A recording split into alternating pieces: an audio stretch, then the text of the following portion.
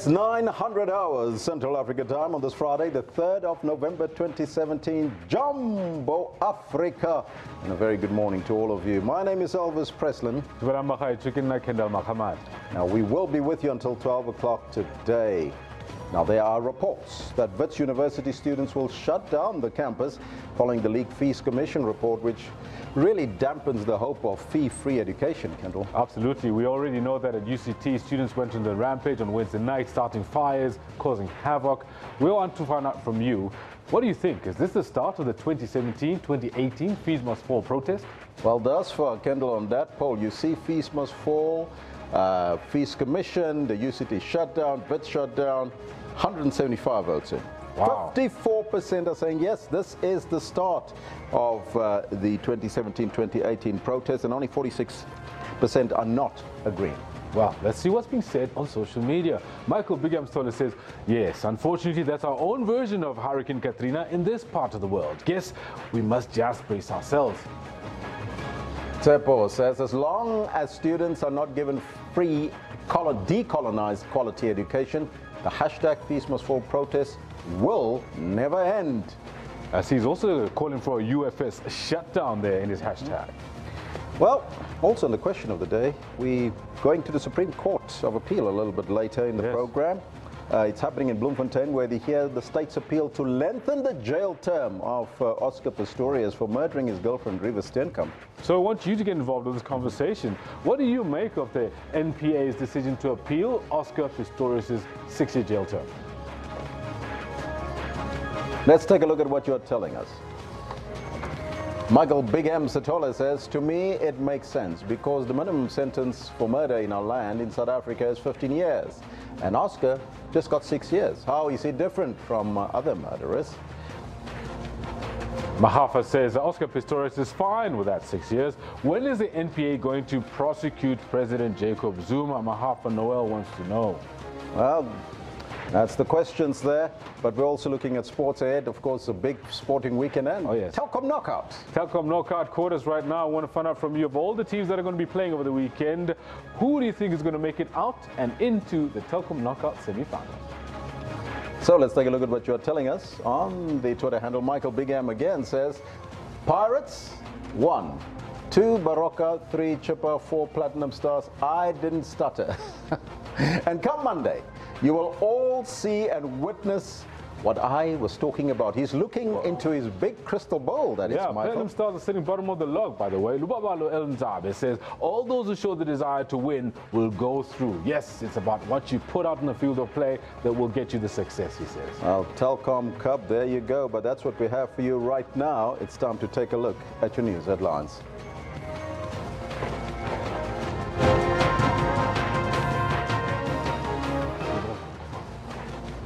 Murder-accused Oscar Pistorius' 6-year jail term will be taking center stage when the Supreme Court of Appeal hears the state's appeal to lengthen his sentence.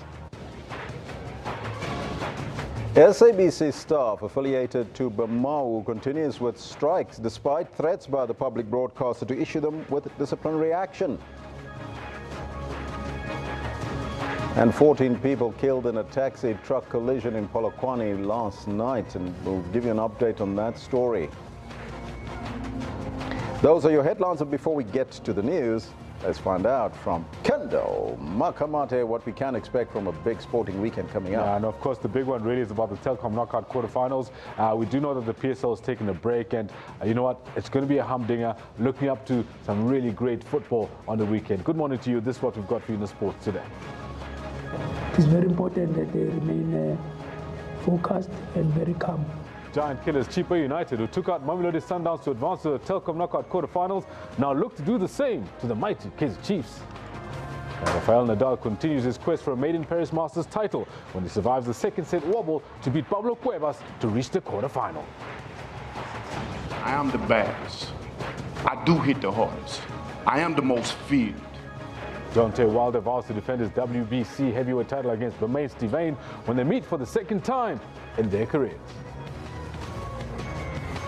He's also threatening to retire Stivane, by the way. Should make for a very interesting heavyweight title fight over the weekend. All this and more at about 10:40. Do stay with Elvis, though, as he's got the news. Thank you, Kendall. Top story this hour. The Supreme Court of Appeal in Bloemfontein will today hear the state's appeal to lengthen the jail term of Oscar Pistorius for murdering his girlfriend, Reva Steenkamp. Now, the state will argue why it believes that the 6-year sentence is lenient. Now, it's been 4 years since the former star Paralympian athlete shot Steenkamp at his upmarket home. Pistorius maintained that he shot Steenkamp after he mistook her for an intruder, and he was found guilty of culpable homicide and sentenced to 5 years in 2014. He was released into house arrest after 10 months in jail, but was then convicted of murder by the Supreme Court of Appeal in 2015. He started serving his 6-year sentence in 2016. Firstly, we're going to argue for the appeal to be granted. That is the leave to appeal. We have to argue that there are prospects of success when we get to the merits of the matter. We've always indicated that murder carries a minimum of 15 years. As much as we understand that 15 years is not cast in stone, judges have got a discretion to deviate when compelling and substantial circumstances exist. But in this case, we're saying the judge exercised that discretion too leniently in giving a 6-year sentence. We further arguing that any reasonable court exercising its discretion on sentencing would not come to this kind of a sentence in respect of the gravity, if you consider the gravity of this offense. So essentially, we recall when you had initially said that you were going to petition the Supreme Court of Appeal to hear this matter because you felt that the what was meted out to Oscar Pistorius was lenient. Does that mean you're hoping for 15 years in that Oscar Pistorius should spend more jail time? One of the other issues is that the defense will perhaps say that Oscar Pistorius has shown remorse. That's what they'd been saying during the course of the trial. And when we were back here at the Supreme Court of Appeal, when you successfully overturned culpable homicide to murder. We understand that sentencing proceedings is the balancing act. You look at the interest of the accused, his personal circumstances, interest of the community, and the interest of justice. In this case, we're saying that balancing act was not done in a judicious manner because you would not go to 6 years from a period of 15 years, which is prescribed by legislation. We're not saying he must impose that particular sentence, but we're saying he must impose a reasonable sentence considering the gravity of the offense. While SABC News spoke to Reva Steenkamp's family on the NPA's appeal.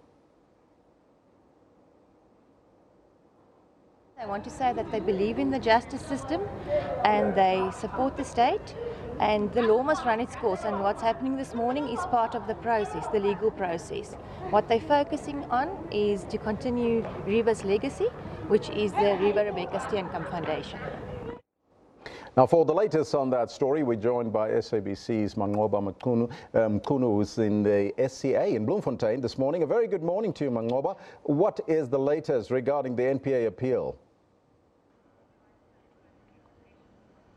Well, certainly we're expecting that court case to start in about an hour's time from now.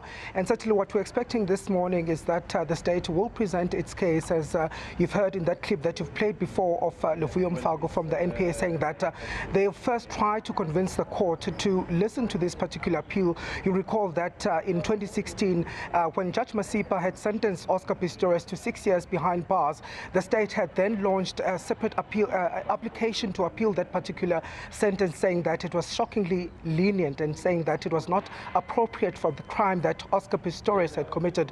And of course, you'll recall that Judge Thokozile Masipa later refused the state that particular application that had to petition the Supreme Court of Appeal in order to try and have this matter heard here. And as we are here now this morning, we're expecting that particular hearing to be heard this morning. And as you've heard from Luvuyo Mfago saying there before, that they're going to try to convince the court at first that they need to listen to this matter. They're going to give reasons as to why the court should consider this matter, saying that, of course, they'll believe that another court could come to a different conclusion than that of Judge Thokozile Masipa. So we're expecting the merits also to be discussed. And you recall that the state has always maintained that Oscar Pistorius should be given a lengthy jail term, saying that in a case of a murder, usually a minimum sentence for that is 15 years. And therefore, they believe that the 6 years that Judge Thokozile Masipa gave gave was too lenient for this particular crime. So we're expecting the state to advance that particular argument this morning, and of course the defense also, we're expecting them to give reasons as to why they believe that this appeal should not be heard today and why they believe that Oscar Pistorius should keep the jail sentence that he has currently. And of course those are the arguments that they'll also bring. We'll know that of course we've been told that the proceedings this morning are not going to last that long.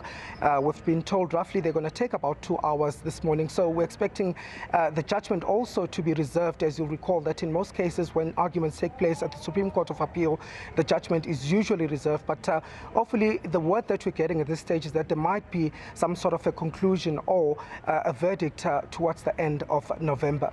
Now, this case always had a lot of media attention. What does it look like this morning in relation to international media attending this particular case? Well, certainly, as you recall, during the trial, it's always been a media frenzy when it comes to the case of Oscar Pistorius, which was deemed the trial of the century. And certainly what we're seeing here, we're seeing scores of journalists here outside the court, and certainly there is a lot of interest on it. But we haven't seen as much international media as we did previously, but we know that they will also be covering the story. They'll be also getting the feed from the SABC. So certainly they're also covering this story, but not as much as before. We haven't seen them in their numbers here outside the court, but certainly we are seeing a lot of local media as well as some of the agencies who are going to be obviously providing the feed to these various international broadcasters as well. So certainly the interest still continues here in this matter as it is set to be heard again here at the Supreme Court of Appeal. What time is the case supposed to kick off this morning, Mangoba? Well, we're expecting proceedings to begin at 10 a.m. this morning, and we're expecting them, as I said before, to last for about 2 hours. And so what we've been told as well is that we don't know at this point whether there might be a need for an extension, but if that does happen, we're going to possibly stay longer here in court. But we've been told that it's going to last about 2 hours, and we're hoping that it should be done by the latest 12 midday. Thank you so much for that report. That was Mangoba Nkunu in Bloemfontein, of course, at the Supreme Court of Appeal. We'll keep you abreast of that story, and we'll go there live a little bit later. Now, remember that we're asking you this question. It's all in relation to the Oscar Pistorius case this morning. What do you make of the NPA appealing Oscar Pistorius' 6-year jail term? So let's take a look at what you're telling us on the Twitter handle. Matthew says the NPA that failed to prosecute the president, Jacob Zuma. Well, Nagasa Butler Molo says Oscar Pistorius got 6 years for murdering. Briggs got 15 years for raping. Which one is too fragile? Clarity, please. Now, Nagasa, unfortunately, I'm not a judge, so I can't really give you clarity on that, but listen to the outcome of the court case a little bit later at 10 o'clock. When we do go there live. Now, the strike by the SABC staff affiliated to trade union Bamau is set to be intensified today. Staff affiliated to Bamau are on strike, but the trade union CWU has withdrawn its notice to strike over a wage dispute. Now, this is despite an ultimatum that SABC management has issued for striking staff to return to work or face disciplinary action.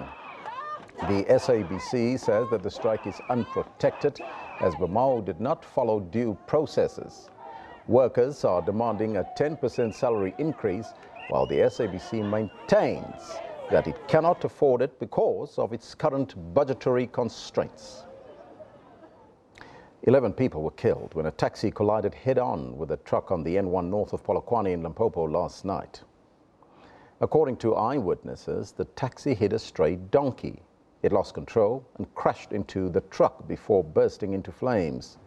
The driver and an occupant of the truck, which was on its way to Beitbridge, were not injured. The taxi was traveling from Messina. Police and emergency services personnel were at the scene for hours and traffic had to be diverted. The police and traffic officials have again appealed to livestock owners to look after their animals. Israel's ambassador to the United Nations has slated a discussion on the Balfour Declaration of 1917, describing it as another example of hateful Palestinian incitement and their refusal to recognize the legitimacy of the Jewish state. The ambassador, Danny Danon, was reacting to an event that was held by the UN's Committee on the Exercise of the Inalienable Right of the Palestinian People that was hosted by South Africa's ambassador to the UN, Jerry Machila. The 100th anniversary of the Balfour Declaration, which paved the way for the establishment of the State of Israel, was commemorated yesterday.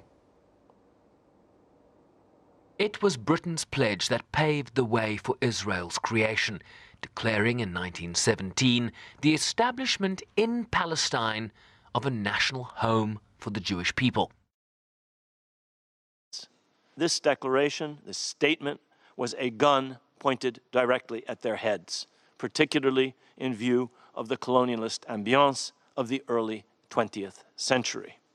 As I will try to show, the Balfour Declaration, in effect, constituted a declaration of war by the British Empire on the indigenous population of the land it was promising to the Jewish people as a national home. This declaration launched what has become a century-long assault on the Palestinian people aimed at implanting and fostering this national home at their expense. He says Palestine was an inhabited country in 1917 with 94% of the population Arab and 4% Jewish. He is highly critical of Balfour's declaration that fails to mention the words Palestinians or Arab, but rather refers to non-Jewish communities in Palestine. He argues that Balfour offered only civil and religious rights, but not political or national rights to Palestinians, who were not told that they too would have a national home, as was ascribed to the Jewish people in the text. Khalidi warned that an ignorance of history had brought the world to the stalemate we see between Palestinians and Israelis today. Background is essential to understanding why this conflict has lasted for so long, and is essential to understanding how it might be justly resolved. This background also helps us to understand that it did not begin in 1967 or in 1948, as some short-sighted observers would have it. He also criticized the great powers of the UN that have placed their interests ahead of international law. Sherwin Bryceby's SABC News, New York. Meanwhile, economic freedom fighters leader Julius Malema has again called on the South African government to cut diplomatic ties with Israel. Now, he was speaking at a picket outside the Israeli embassy in Pretoria yesterday to protest against the Balfour Declaration. Malema accused Israel of being an apartheid state, for its treatment of the Palestinians, and said that it should face economic sanctions.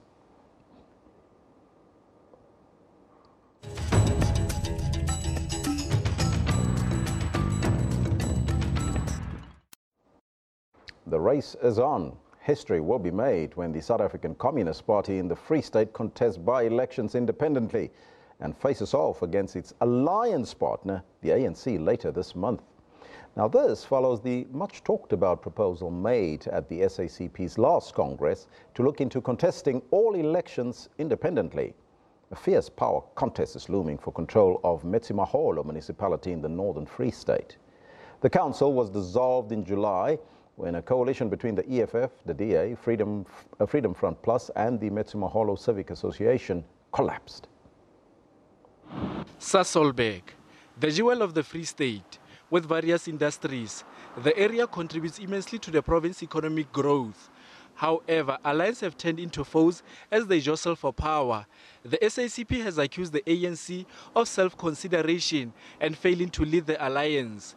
The dismissal of more than 300 municipal workers has infuriated the SACP. The water crisis in the Eastern Free State is another bone of contention. In this case, we are not contesting the ANC, we are contesting the instrument of state to be used in the interest of our communities. And unfortunately, in this competition, there are many organizations that are available. African National Congress is one of them. The Communist Party insists the move will not deepen the divisions in the alliance. The SACP says it will contest all 21 wards in the region, and that it will use the Metsimaholo by-elections as a dry run to see if the party will be ready for the 2019 general elections. The ANC has rejected claims that it is imposing candidates on the community. The governing party is confident that it will dissuade the SACP from contesting the state power.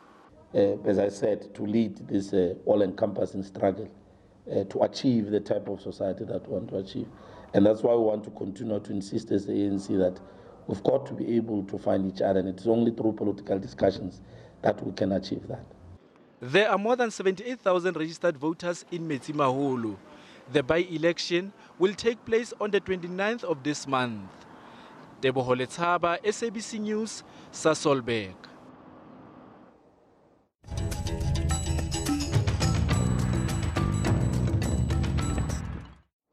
The race to December, it's on, of course, and as the SG has indicated, it's a stampede. Around about 7 contestants for the top position in the African National Congress. Now, calls are mounting for the arrest of farmers who hoisted the old apartheid flag during the so-called Black Monday protest this week. Defense Minister Nosiviwe Mapisa-Nqakula has warned the protesters that their action amounted to sedition and have the potential to spark genocide. The hoisting of the apartheid flag during the protest against farm matters across the country and the use of racist language by those participating has sparked a backlash, not least by the Minister of Defense, Nosiviwe Mapisa-Nqakula. The banning of the flag is what incensed me more than anything else. My view is that here you have people who are inciting racial divisions. Here are people who have no clue of what a war can do in a country. She warned that protests of this nature could spark civil unrest, saying those involved must be brought to book. I think that people should be locked up. For me, it's an act of the polarized society. Deputy President Cyril Ramaphosa also condemned the incident. Addressing Parliament, he criticized the protesters, focusing on farm matters with little consideration of the continuing deaths and evictions of farm workers. If they did anything, they actually just damaged their own case, because by hoisting the old South African flag, they clearly demonstrated to all and sundry in our country that they still hanker for the old days of apartheid, and they are still trapped by the racist past that we thought that we have moved away from. Meanwhile, EFF leader also weighed in on the farmers' protest. Let them announce the day they are coming back to Tshwane. Let us meet them toe to toe. Let us teach them who owns South Africa. We cannot be harassed in our own country during apartheid and be harassed in our own country during a democratic dispensation. Unlike Germany, where the hoisting of the old Nazi flag is criminalized, South Africa's constitution did not enact any law against parading of the old apartheid flag. Montlengeni Dipoko, SABC News, Johannesburg. University says it's increased its security and that exams will go ahead today despite reports that students have decided to shut down the campus. The Student Representative Council, which is led by the Economic Freedom Fighters Student Command, met with students yesterday to discuss the shutdown of the university following reports that the Fees Commission report would not deliver on the hopes of free higher education. Now, Cabinet says that the report is now expected to be released next week. Meanwhile, the University of Cape Town management says it is doing all it can to ensure that students complete the academic year and exams on time. There have been numerous incidents on campus over the past week. Students went on the rampage on Wednesday night, starting fires and causing havoc. Now, UCT has disclosed that the institution is proposing an 8% fee increase for the 2018 academic year. Now let's continue with the University of Cape Town, who says that 8 students have been arrested for unlawful protests at the institution. Management sought an urgent interim interdict on Monday, preventing the students from engaging in unlawful protest. In a statement, UCT says while lectures and exams have continued, protesters caused severe disruptions when they vandalized buildings yesterday. The Vice-Chancellor Max Price says that they cannot afford to have further disruptions to the academic year. SABC News spoke to the outgoing UCT president, Sepati Chabalala, who blamed the UCT management for the ongoing protests at the university. We are supporting the call to protest and the call to, dissent a decision on the 8% fee increment. And we've spoken before about the means and methods, and yes, I understand that students are upset, but urine, feces, affecting equipment that is used to educate young people in this country that so desperately need it. I think I'd like to give a bit of context as to, even why, as you noted, that yesterday there were even further demonstrations which, were resulting in feces in classrooms and so on. So the attempts to negotiate with management last week resulted in everyone agreeing that we would hold a university assembly that would then decide what would be the varsity stance on free education and whether we could take that stance, to government and so on. Moreover, we had wanted in that assembly, students and management planned it together as sort of a call to, a ceasefire to sort of advance negotiations. But we had wanted out of that assembly, a stance by the university on the current exclusions of those who are academically eligible to continue but financially vulnerable. And it started at about 3 o'clock. It was quite long, that assembly. There were lecturers who spoke, there were students who spoke, different constituencies spoke, and they made certain decisions and they came to certain resolutions. And if you remember, in 2015, a similar assembly was held to, talk and question the removal of the Rhodes statue, and that assembly decided yes, it must be removed, after which Rhodes was removed from UCT, and that is how Rhodes fell. And in this assembly there were resolutions, students agreed, members of the assembly agreed that as a university we cannot exclude those who are financially vulnerable but academically eligible, and many more resolutions were taken. There were calls that the university must support us in going to parliament and taking the fight there, because we know necessarily that the government is responsible for answering this question.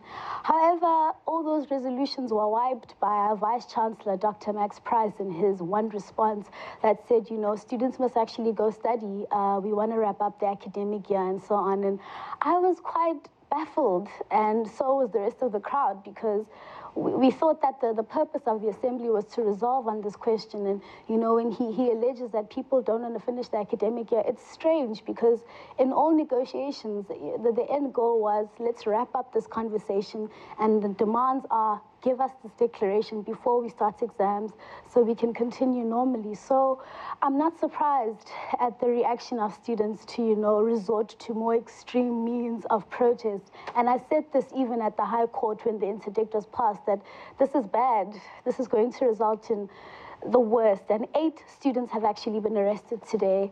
Those 2 students you saw with the demonstration where they had stripped naked even, had actually asked me permission on Saturday as the art students from the formerly known as Hidden Campus. Sipati, may we have an artistic intervention at random spaces on campus? Is that allowed under the interdict? And I then even asked the Vice-Chancellor and the Deputy Vice-Chancellor of Transformation, and they had confirmed that, that's okay. And, students at that point were then even asking, what's permissible means of protest? And, they thought this type of artistic intervention, the things that we're doing, even the marching up to Bremna was just singing and dancing and clapping. They're literally questioning now what is legal, what is proper protest conduct. And again, then there's tensions because the Vice-Chancellor will call police. There'll be paramilitary service, and it's just like, it's clashes, and it's getting so tiring. I'm so tired. I've been running around police stations.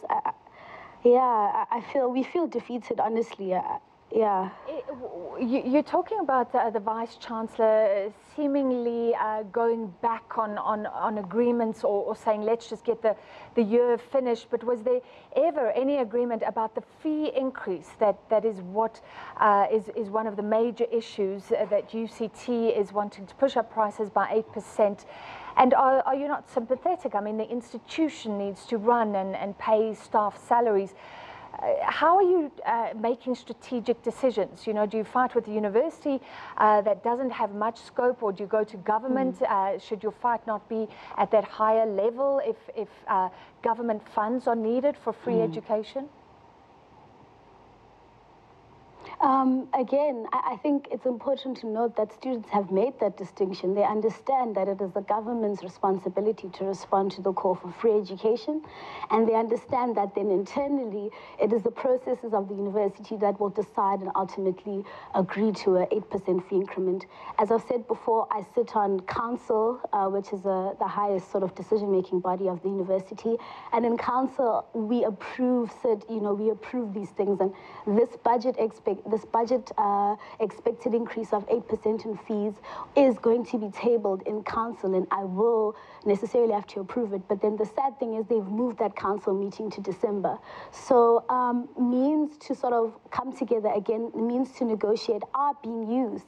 On Thursday we were in Senate and we were negotiating a ceasefire, and while we were in that negotiation, management went behind our back and filed the actual interdict in place. And even through that, you know, on Friday we committed, and on Friday we made sure there was no protest action and no disruptions, because we wanted to commit to, you know, necessarily negotiating. However, that didn't happen, and the point of all these negotiations was the University Assembly yesterday, and students felt like they could resolve there, you know, that we go to Parliament, we take the call for free education to Parliament, and in that assembly we commit to no one will be financially excluded. The university must take on a responsibility to fundraise. And again, on the responsibility of the university, in previous years, the reason why there wasn't a fee increment is because vice chancellors went to the government and proposed that the fee increment that they are tabling be subsidized by the government, and that is why then in previous years fees necessarily didn't go up. The government gave that subsidy, and we made a similar call this year. We said, Vice Chancellor, do the same thing. Go back to the government, ask for the same thing so that they can feel the pressure of the question of free education. Unfortunately, because the Vice Chancellor is not for free education, he cannot take it on. I just want to clarify. He cannot take on that call to go represent it to Parliament. I need to clarify. Correct me if I'm wrong, but it sounds like students accept that the university is going to have to do the 8% increase. So this is really about the principled stance. Is that what you're saying, that the university is taking? And the protests now are because they don't, students don't feel supported by the university in that principled stance for free education. Explain to me exactly what the protests are about right now, if that 8% isn't so much something that's being disputed. I think definitely it still is being disputed. In the student demands, there is definitely still a call for the 0% increment. But you know, negotiations, students want to reach certain compromise. So we say, you know, obviously the university, if you're struggling to bear the 8%, let's call on the government again, like we did in previous years, to subsidize that. I think, again, you must understand that they understand the distinction. Students understand the distinction. And yesterday's assembly, I think, is the reason for the current ongoing protest, in that there was seemingly a certain direction that the university was going to take a stance, you know, on free education, on financial exclusion, on duly performance requirements. But then the Vice Chancellor erased that whole conversation in his response. And again, it questions, what is the sincerity of setting up that assembly? What is the sincerity of setting up the negotiations and the meetings? Because the students go, they commit, they give input, they try to reach, you know, compromises. However, then the university reneges. Students said, remove private security so we can continue conversations. They called on more.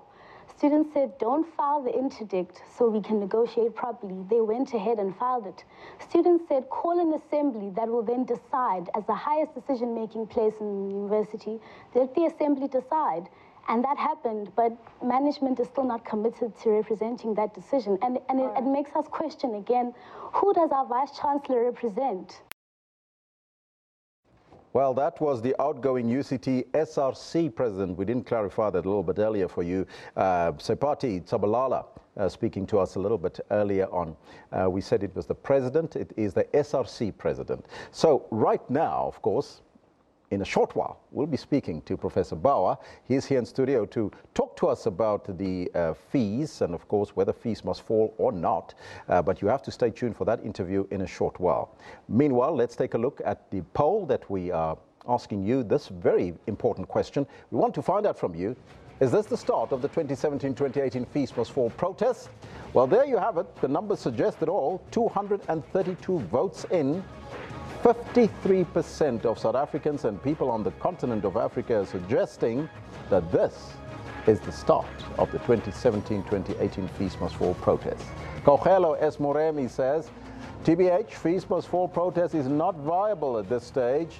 The idea of a protest is getting old. We've been engaging in fruitless protests for the past 2 years that only brought exclusions, suspensions, and criminal charges to our students. We need a new strategy. We need a new POA. Plan of action. That is what we need. So says Kagelo, very level-headed.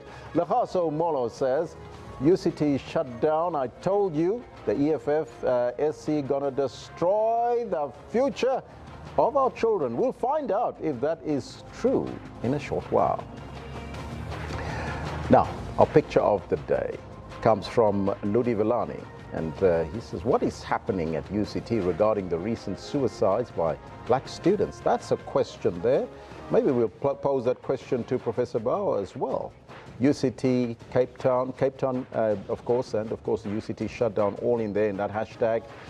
And then our comment of the day comes from Oyama Josiba, says, hope this guy gets life in prison and send a message to all other men who abuse and kill women. Enough! And that is on the hashtag Panayoto trial. Of course, he was found guilty yesterday and his accomplices will wait for the sentence. Now in court today, and we're staying in court in Bloemfontein, the convicted Paralympian Oscar Pistorius is facing a new attempt by the National Prosecuting Authority, the NPA, to have his 6-year sentence increased.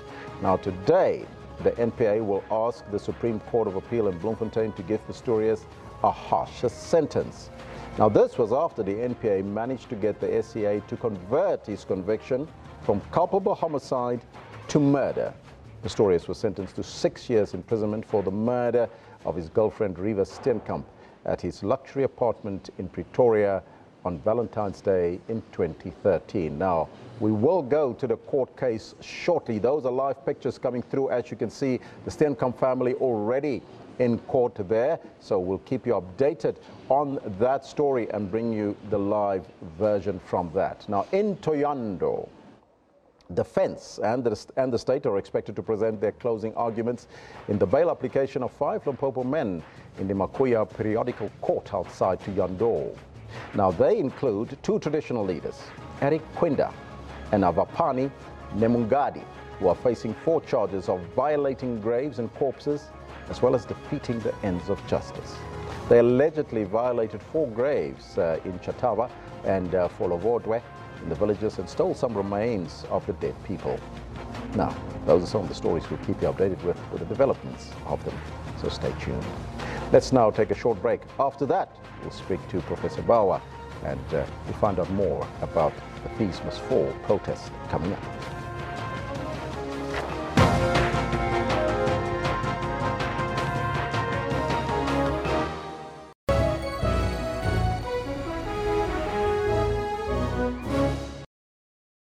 He'll have his regular. I'll have a new flying fish chill, please. What you got there? It's a new light flying fish. It's got 35% less calories than your regular. Try one. Thanks. That is light. Yeah. Don't let your regular weigh you down. Try new flying fish chill.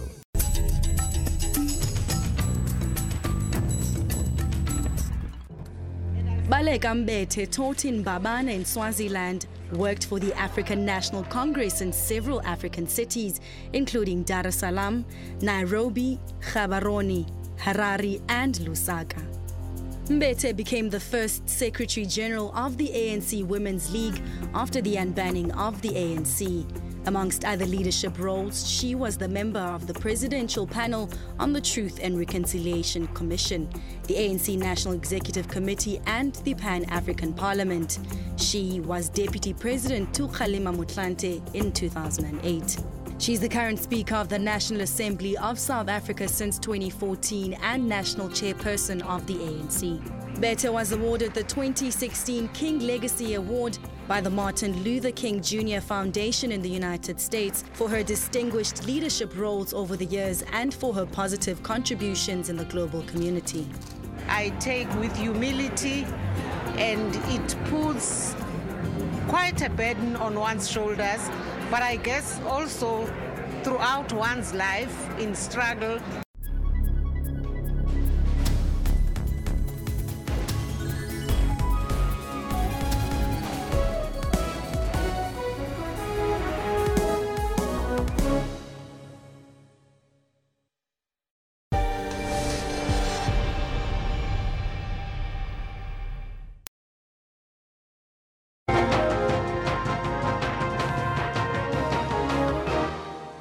Now, the 8 students that were arrested are appearing at the Wynberg Magistrate Court yesterday at the University of Cape Town that were arrested there. Our reporter Nomawethu Solwandle is covering the story for us and she joins us now live. A very good morning to you, Nomawethu. Can you tell us what we can expect there today?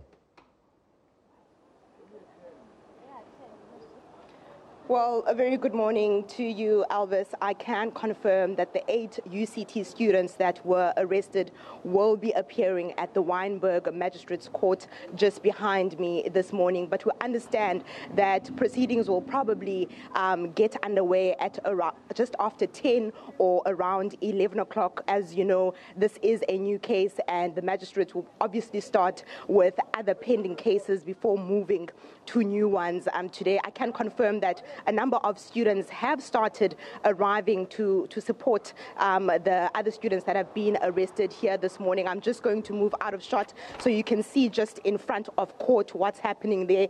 Those are students that have come in support. Now, you'll understand that there have been a number of protests at UCT with students calling on management to actually talk to students regarding fees. We know that UCT actually says at this point they do not know whether they will be increasing fees for next year. But I mean, it's between students and management saying that yes, there'll be a fee increment, and management saying that has not been confirmed yet.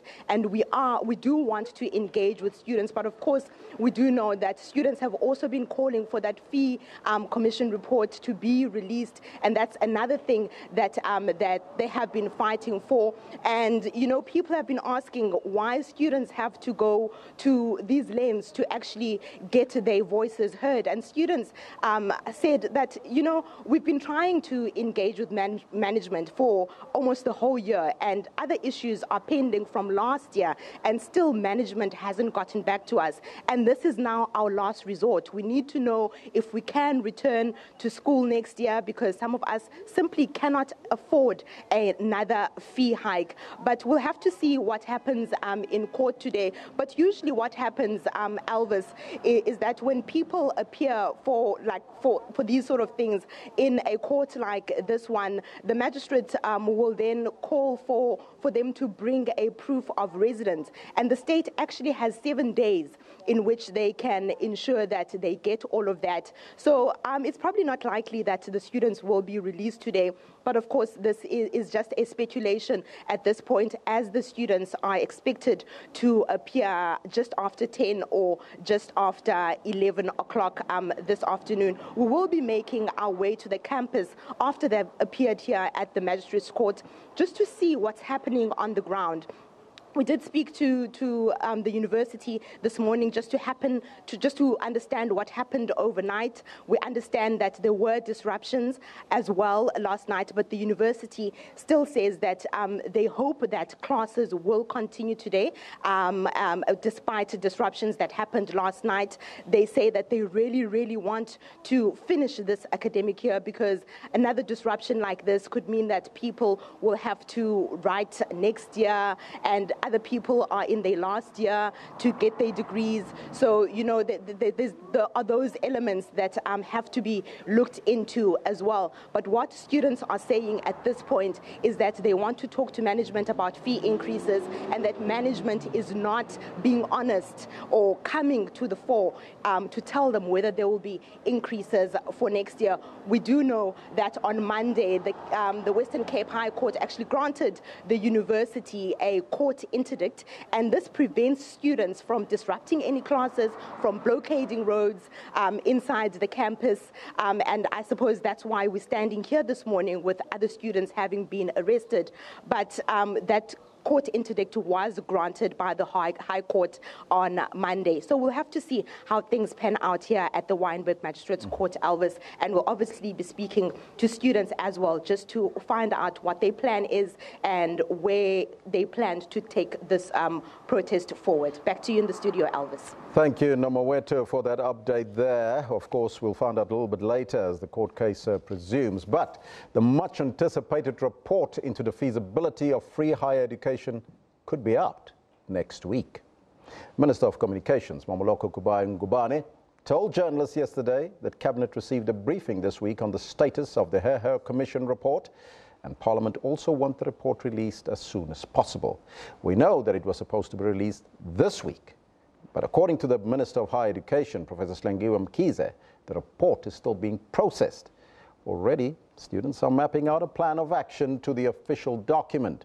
According to the City Press, the newspaper, the Her Commission found that free education is not feasible for all, and other models need to be adopted to address the funding crisis at South Africa's institutions of higher learning.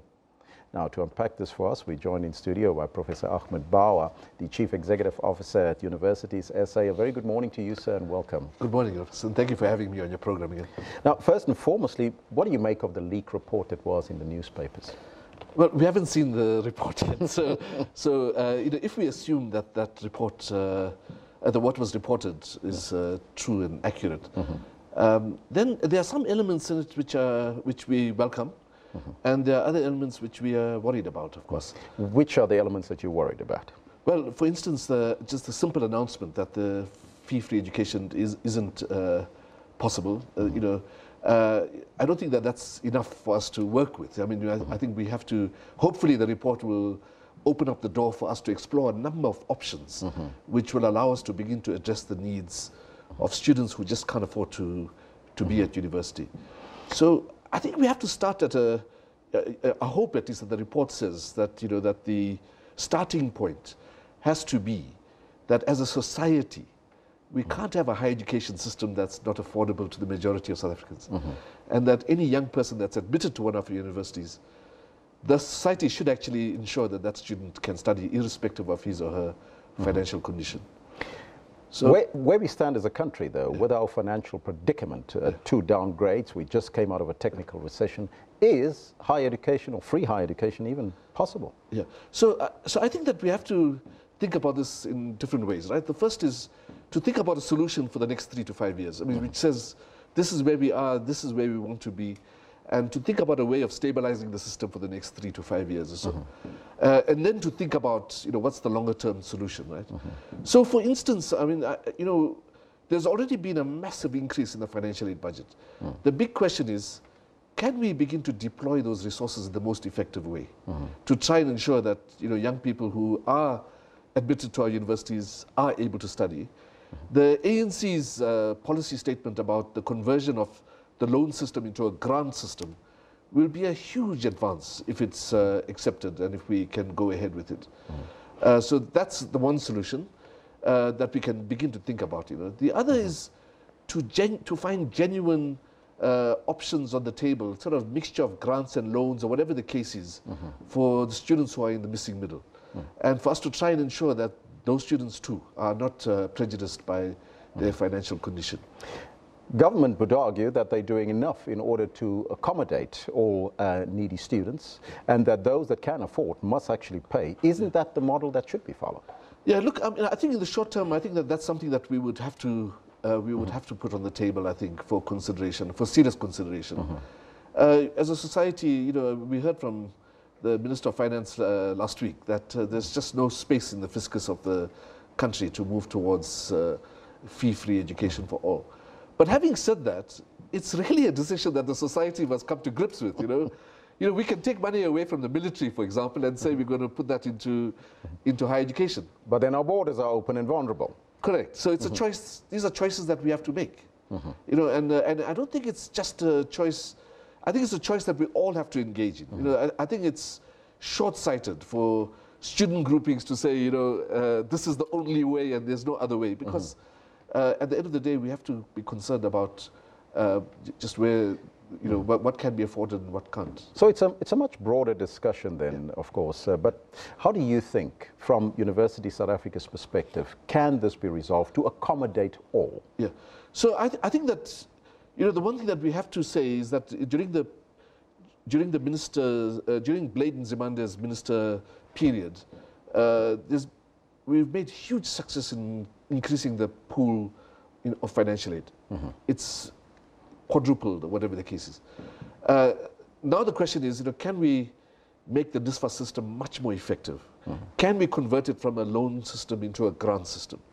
Those are things that I think we need to get some resolution on now, not wait till January 2018. The other, of course, is that we're seeing an expansion of the ISFAP program.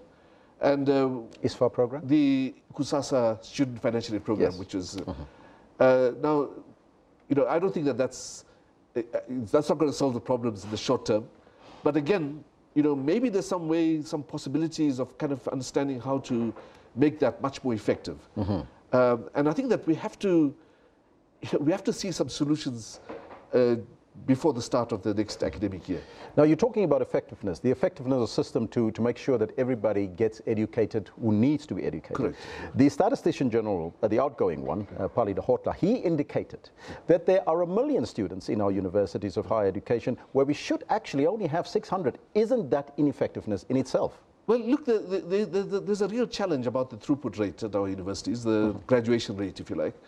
But you know, many of those problems exist outside of the university system. I mean, it's the schooling system, it's the unaffordability of the system, and so on. You know, so it seems to me, at least, that we have to think very hard about how to make the system more effective. But I don't agree with Pani Lehotla's numbers. I mean, I think that he's got those numbers wrong, and you know, and we're going to respond to those numbers actually. If we respond to those numbers, because if we can have a smaller amount of students instead of the 1 million, then obviously you have more money to spend to those who really deserve to be in university. Yes, on the other hand, you know, every indication about the future development of our society and the future competitiveness of our economy and so on demands increasing the number of students in the higher education system.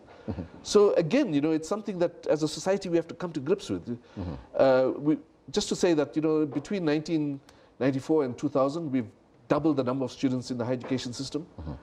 From all accounts, that's not enough. Former Education Minister Blade Nzimande also indicated that there is not enough utilization of the technical colleges. Isn't that perhaps also an answer that we need to look at? Well, one of the things in the City Press report was the fact that there's going to be a massive investment in the TVET sector. And we agree with that.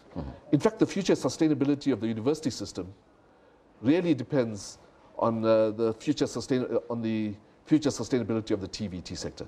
If that sector doesn't work well, in fact, we're just going to see a significant challenge at the university system. In the university system. Well, now there are instabilities already at UCT. We also heard about WITS. Does that perhaps, or should we as a society and as a country brace ourselves for 2017, 2018 protests that we've seen a year ago? Look, it's you know, the first challenge we face is to get over this exam period. And that's a really big challenge for us. It's you know, just making sure that students do write exams and that we get over the exam period. By the way, all of our universities are now in the throes of examinations. So we're hoping very much that UCT will also write exams and that we'll get on with exams. The second big challenge then is to try and ensure that before we get to the beginning of the next academic year, that we do have some solutions on the table, that we do have a much better functioning NSFAS system, and we are working with DHET and NSFAS on that, hopefully the reports will allow us to begin to think about the conversion of the loan system into a grant system. That will be a huge advantage to students who are NSFAS grantees. And then finally, it's time for cool heads. It's time for us to say, this isn't going to be solved in 2018. This is going to be something that's going to take us 3 or 4 or 5 years to get our heads around it. Now, the Hare report was supposed to be released this week, says the president. Yeah. Now we heard it's going to be next week. Correct. When do you think that report will be released? Actually, we have no idea. We haven't seen the report yet, which is also problematic because, we would have thought that by now, even if the government is working through it, that we would get a report and have it so that we can also make suggestions. So just to say that, what we were kind of appalled with, actually, was the release of the reports, the proposed release of the reports during the time of examinations, just at the time when we needed stability and so on, we get this announcement, which is really, it's quite puzzling. It's very puzzling. When were you expecting it? Well, we were expecting it in August, right? At least in September, beginning of September. That didn't happen. And now, of course, we're stuck with this interregnum. But what I want also to say is that, I think that we all have to see the report as the start of a process, that it's not, it clearly doesn't have the solutions. And I think that it's necessary for all of us to understand that there's an opportunity here for us to rethink the way in which we fund the higher education system. Now, the students at UCT were also protesting because of what they say the lack of attention by the university on students that are committing suicide because of mental health issues. Is there enough attention being paid to this? Look, I think every university has got counseling services and so on, right? By the way, this is a global problem, right? This is not just a South Africa problem. But there's no question about the fact that university systems, university studying is full of tension, and students require support. Now, whether there's enough support or not is another matter, but what I can tell you is that every university has counseling services on whether students access that counseling services or not is another matter. But if you don't mind, just a little anecdote. I studied at the University of Durham. There's a cathedral there, and every year during the period of exams, they shut off the tower at the cathedral because of the danger of students jumping off the tower. But just to say that this is actually a global phenomenon. Our students, I think, face much more tension. I mean, it's not just the exams; it's the funding, it's the difficulties around home circumstances, and so on. And of course, the challenges of being at a university. So I think that it's something that we have to focus on, and we'll certainly begin a process now to try and understand whether we can improve the... I know that we need to wrap this, but do you think that we'll see protests at WITS? You indicated that there was a mass meeting, and they did indicate it will not happen. Well, apparently, I heard this morning, in fact, that the decision taken yesterday to have to shut down the university today was reversed. I haven't heard. I mean, I would have heard by now, I think, had we moved towards closure, but it hasn't been the case. Professor, all the best of luck, and thank you so much for joining us. Chief Executive Officer of Universities SA. Now, that's why we're asking you this question, a very important question, because we're looking forward. 2017, 2018, fees must fall protests. Is this the start of those protests? So far, 258 votes in, Professor. 54% are saying yes. Well, it's very close, and 46% are suggesting no. Those are probably the students that want to write exams. Well, that's where we got to leave it for now. We'll take a break. We'll be right back after that. Stay tuned.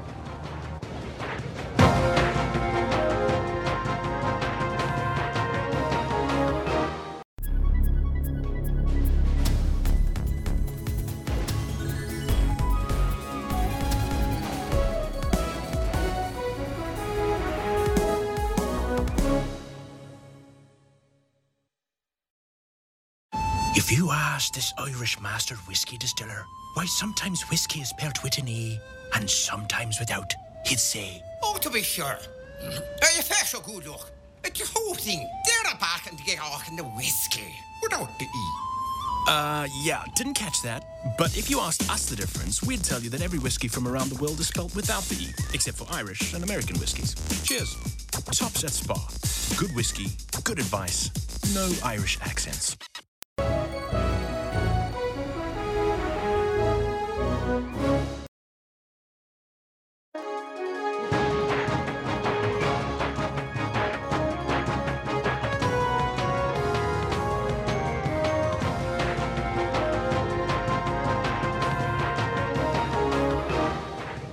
A very good morning. Welcome to the second hour here in the newsroom. I'm Elvis Preslin. I'm Kendall Makhamate. We'll be with you until 12 o'clock. Let's take a look at your news headlines.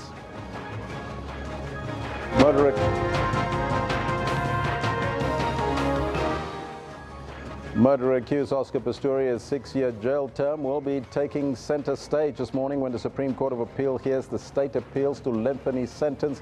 As you see some live pictures coming through, we are going to go live to the court as soon as we establish that link to find out what is the latest there. So you want to stay tuned, you don't want to miss it.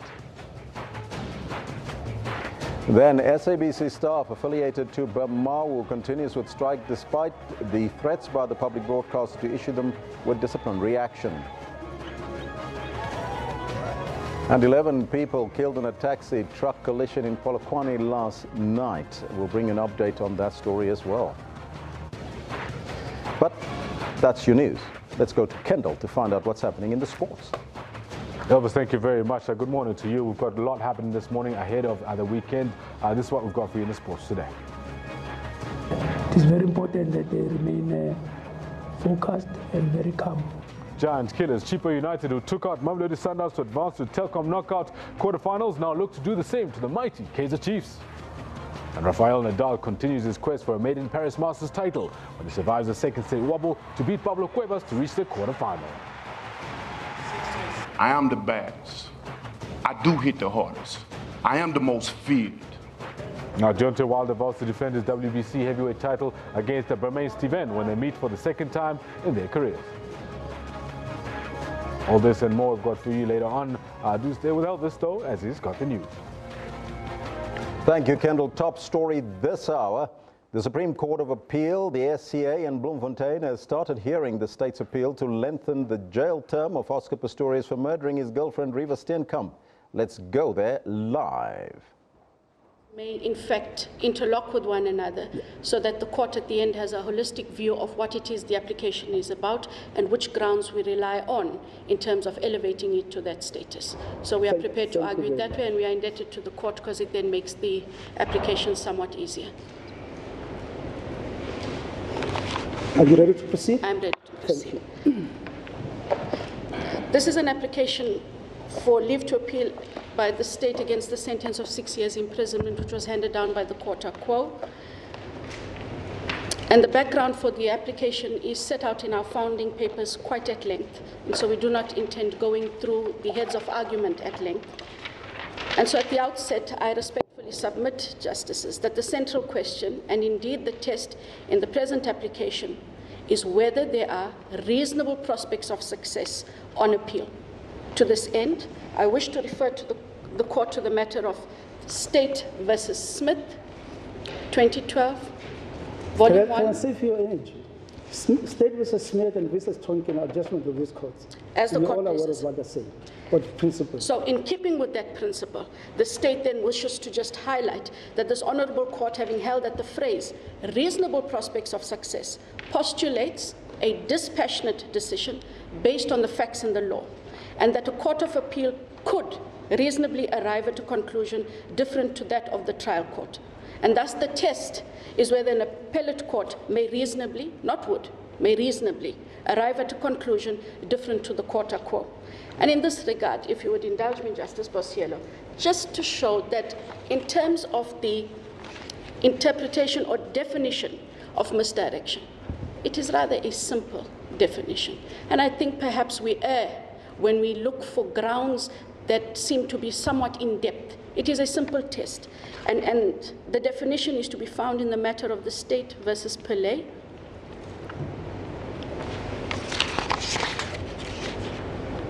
State versus Play, State versus Rugby, all cases on an appeal against a sentence say Court of Appeal should be aware of the fact that the discretion to impose a sentence is preeminently in the trial court. Yes, it is. So it's not as if we have a carte blanche to interfere with the sentence. Our powers to interfere are circumscribed. I want you to start from there. And in your powers being circumscribed, Justice Bosiello, it goes to the heart of not just the reasonable prospect of success, but in looking at the misdirection. And the misdirection must not just be material, but it should be an error. It is a rather simple test. And so in Pillay we say, now the word misdirection in the present context simply means an error committed by the court in determining or applying the facts for assessing the appropriate sentence. It must, Justice Bosiello, be of such a nature, degree, or seriousness that it shows directly or inferentially that the court did not exercise its discretion at all or exercised it improperly or unreasonably. And what we say to this court is that the court exercised its discretion inappropriately, that the sentence that was arrived at as a result of the misdirections which we have set out at length, and those misdirections are material. They've led to the irregularity, and the irregularity is that the court then arrived at an unjust sentence.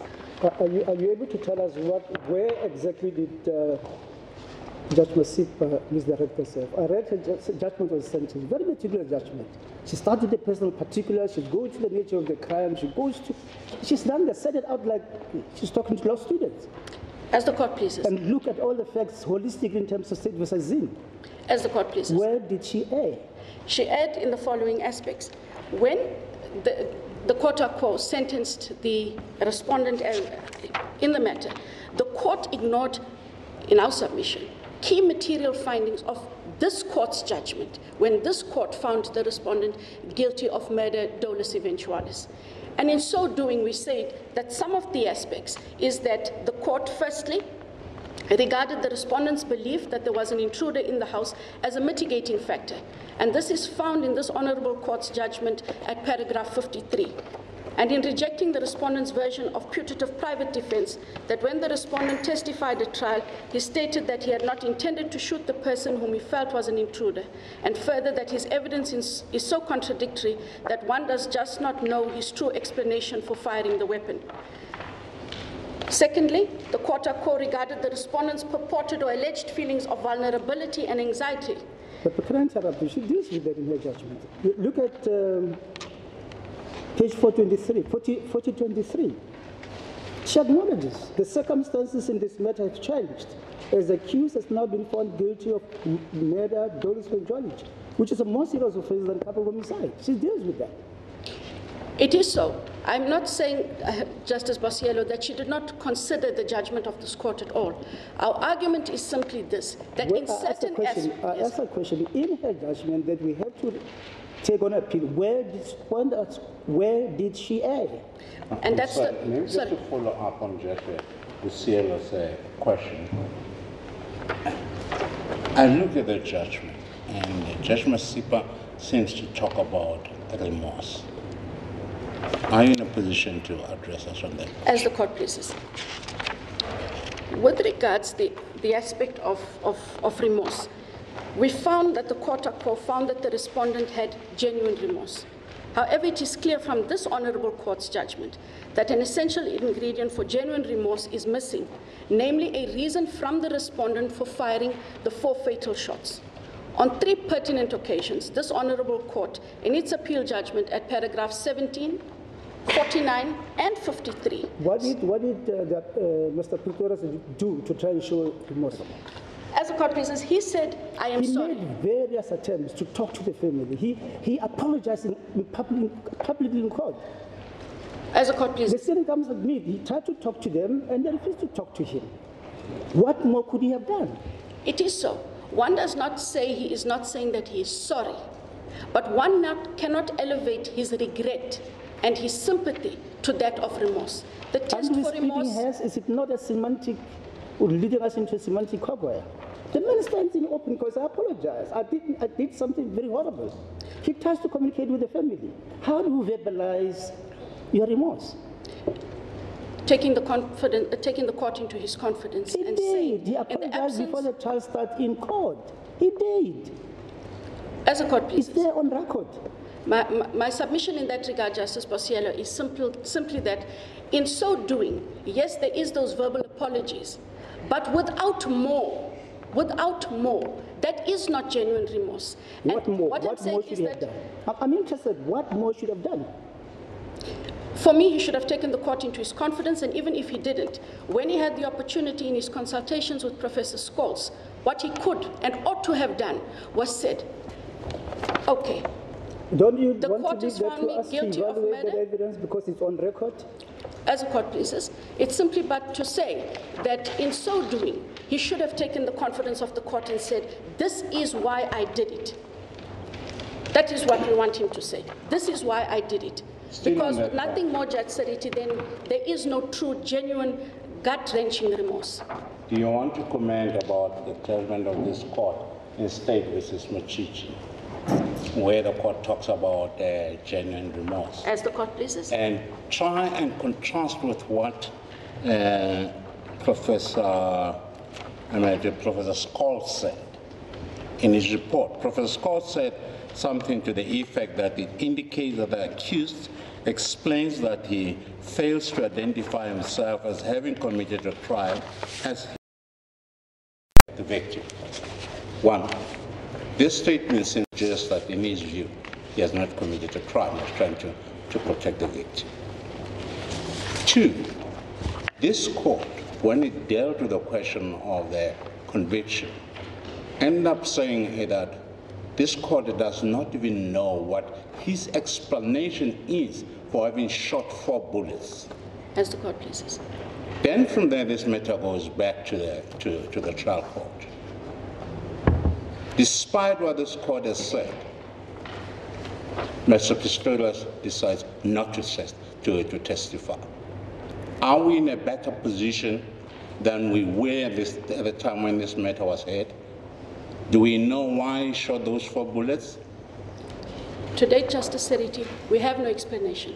And if I may then deal with that aspect, as well as Machichi's matter, as well as the aspect of remorse. We deal with it as being a material misdirection. And we say, the Honorable Court in State versus Machichi, at paragraph 13, laid down the criteria for, or perhaps as we say, the elements of genuine remorse, as opposed to merely feeling sorry for oneself. The court held that genuine contrition can only come from an appreciation and acknowledgement of the extent of one's error. The respondent in the present matter has never shown this. All that he says is he is sorry for and accepts the mistake or accident of having taken the life of the deceased. He does not say, Justice Sariti, that he is sorry for having intentionally caused the death of the deceased. And that is where we still sit. This is where we left this court with a judgment, and to date, no explanation. And that is the point I was trying to make to Justice Bosiello, is to say, yes, he says he's sorry, but his true contrition, he had a second opportunity. So whilst initially in the quota quo, he felt justified not to say anything, this court finds him guilty of murder, but pertinently says, we do not have an explanation.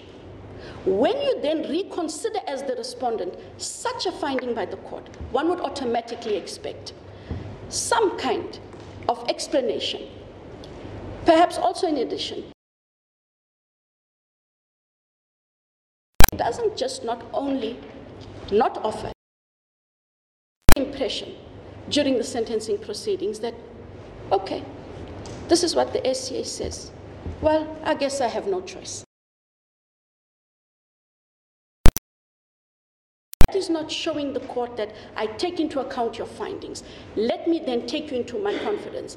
And in as much as he was overwhelmed and didn't want to perhaps testify in the sentencing proceedings, he had Professor Scholes. He was prepared for Professor Scholes to come and tell us about the 2 Oscars, about how he suffered, but could and or why the offense was committed. And so he does not say he is sorry for having intentionally caused the death of the deceased. This is a finding of the court. This court did not say, Mr. Pistorius, we accept your mistake or your accident. When this court remitted the judgment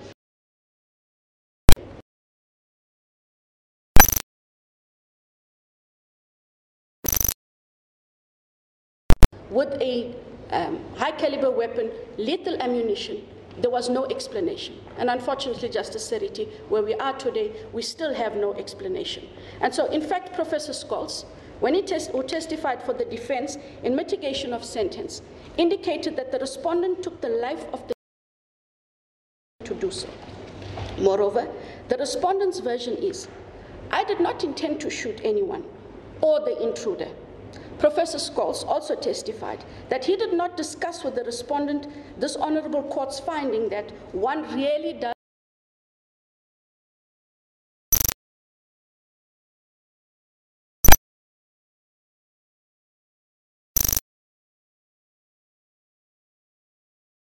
as a prison official and the counseling psychologist at Correctional Services. In an interview with the respondent in prison, and this was when he had initially been sentenced. And she said, Mr. Pistorius explains that he fails to identify himself as having committed the crime, as his intentions were to protect the victim. We do not have anything else. We haven't gone further than where we are at. And that is what I mean, Justice Bosiello, that this is where the quota quo erred. She elevated his regret. And one cannot say that his regret absolves him of the crime.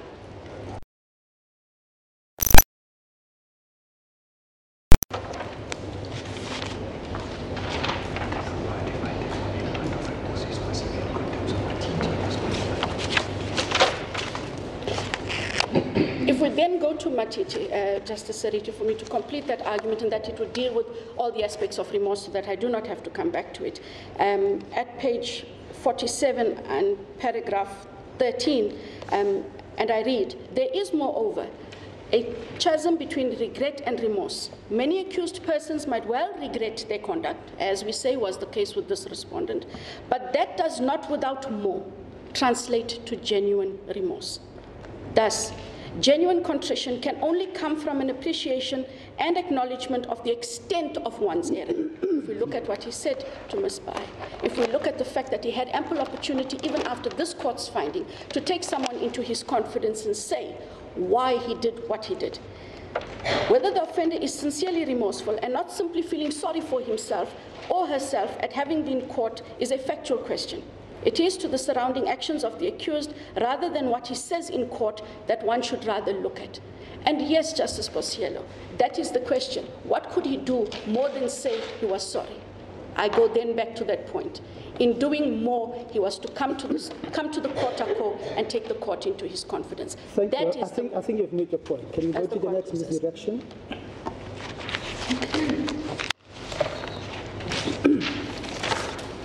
So we say, Justice Bosiello, that first we dealt with the fact that the quota quo took the fact that, in the court's view, the fact that the respondents believed that there was an intruder is a mitigating fact.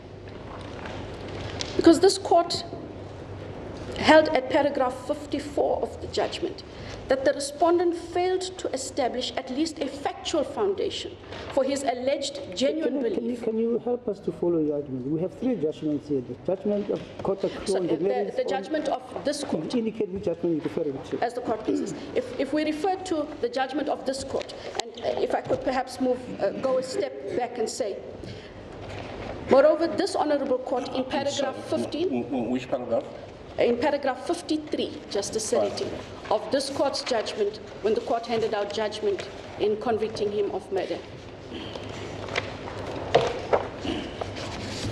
5.3, as a court pleases, we say that this honorable court, in the same paragraph, added that not only did the respondent not know who was behind the door, he also did not know whether that person in fact constituted any threat to him.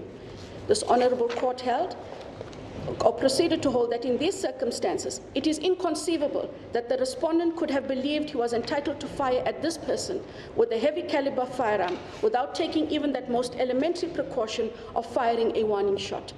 And this honorable court in its judgment at paragraph 54 proceeded to add and held that the respondent failed to establish at least a factual foundation for his alleged genuine belief of an imminent attack upon him. And the simple argument thus is that is a misdirection. This court made a finding. For the court, a quote, to now say that the respondent's belief that there was an intruder in the house is a mitigating factor goes against the findings of this court. We say the second misdirection is that the court regarded the respondent's purported or alleged feelings of vulnerability and anxiety when he is on his stumps as a mitigating factor. And I would like to pause and to point the court to its own judgment. And we start again at paragraph 54, Justice Posiello, the judgment of this court. We will be going through paragraphs 54, 53, and 49, Justices. At paragraph 54, this court held, although frightened, the accused armed himself to shoot if there was someone in the bathroom, and when there was, he did. At paragraph 53, this court held, although he, that is the respondent, may have been anxious, it is inconceivable that a rational person could have believed he was entitled to fire at this person with a heavy caliber firearm without... You are reading paragraph 53. 53. Which line? At the bottom. Right at the bottom. At the bottom. As the court pleases. Thank you. Believed he was entitled, Justice Sariti, to fire at this person with a heavy caliber firearm without taking even that most elementary precaution of firing a warning. At paragraph 49, the same judgment. On his own version, when he thought there was an intruder in the toilet, the accused armed himself with a heavy caliber firearm, loaded with ammunition, specifically designed for self-defense, screamed at the intruder to get out of the house, and proceeded to the bathroom in order to confront whoever might be there. He is a person well trained in the use of firearms and was holding his weapon at the ready in order to shoot. He paused at the entrance to the bathroom, and when he became aware that there was a person in the toilet cubicle, he fired 4 shots through the door. And yes, Justice Sariti, as per this court's judgment, and he never, still hasn't, offered an acceptable explanation for having done so. And so, at paragraph 11 of the same judgment, this honorable court pointed out that this paragraph 11, 1-1, Justice Sariti. Yes, you may proceed. As the court pleases, this honorable court pointed out that despite the disability of the respondent, he overcame much. Wait a minute. It's very difficult for you. You don't draw attention to a particular sentence where you sometimes you quote in the middle of a very long paragraph. Which line of paragraph 11 you quoting from?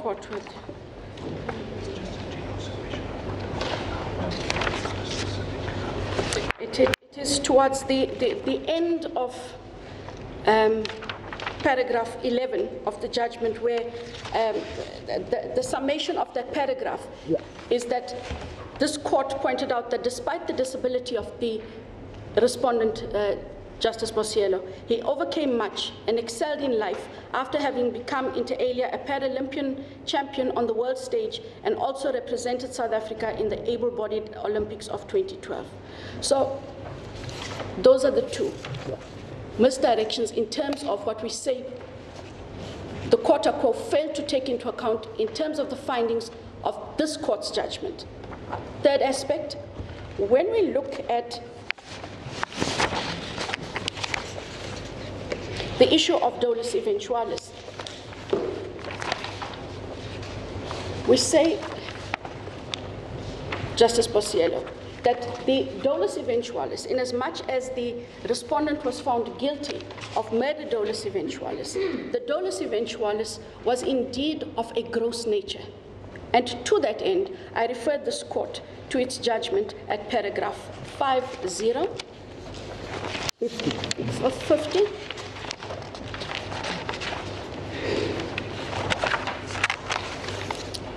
At line 1.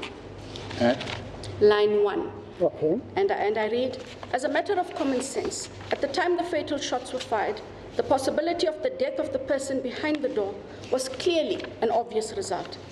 And in firing not 1, but 4 shots, such a result became even more likely. But that is exactly what the accused did. That's 1, 2, 3, 4, 5, 6. Can I ask a following question? As a consequence. The Criminal Law Amendment Act, Act 105 of 1997, requires that when a sentencing judge considers the presence or otherwise of substantial and compelling circumstances as required in Section 51(3), those facts must be tabulated. As the court pleases. Do we have that on the record? And that is the predicament the appellants sit with. We're safe to argue that we do not see the presence of substantial and compelling factors. It makes it rather difficult to argue whether or not there in fact were substantial and compelling factors simply because they were not noted. So I cannot say, justices, that, well, maybe there could have been. Perhaps if the judge, as is expected in the prescripts of the law, if the court had noted the substantial and compelling factors, I may then have been able to address the court and say, I hear the court. Perhaps reason 1 might be, might not be, but in the absence. The easy way to do it is we should have had a list of aggravated circumstances, compare and contrast with the list of so-called substantial and compelling, and make a value judgment. Are they weighty enough to justify departure from minimum sentence? We're not able to do that.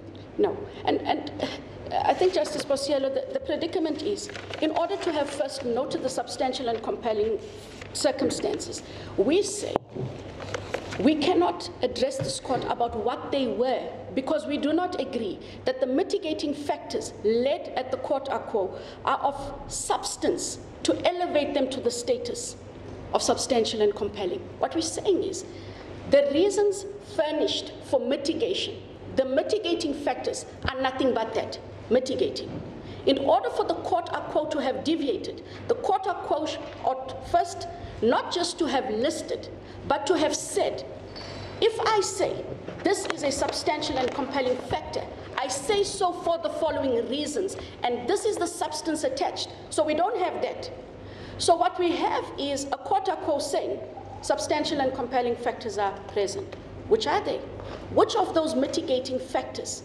And so we say that in terms of the law, in terms of the Act, the court ought to have started, first listed the substantial and compelling factors, then said, because of their presence, I now deviate from the minimum sentences.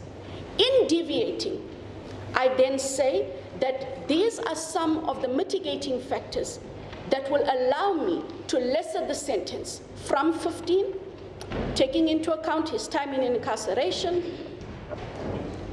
Tongue in cheek, I say, maybe she could have said, probably we're at 13, but the court does not have a clean slate.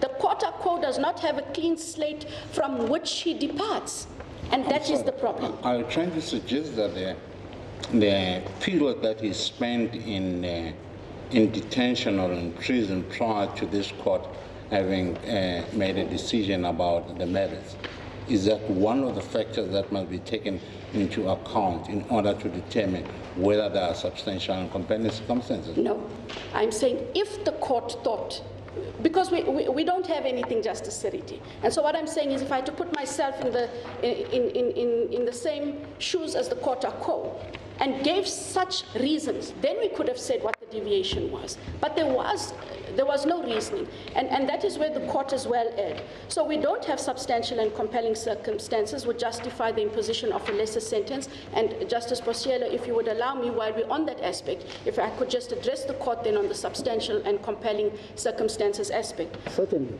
Our position is as follows.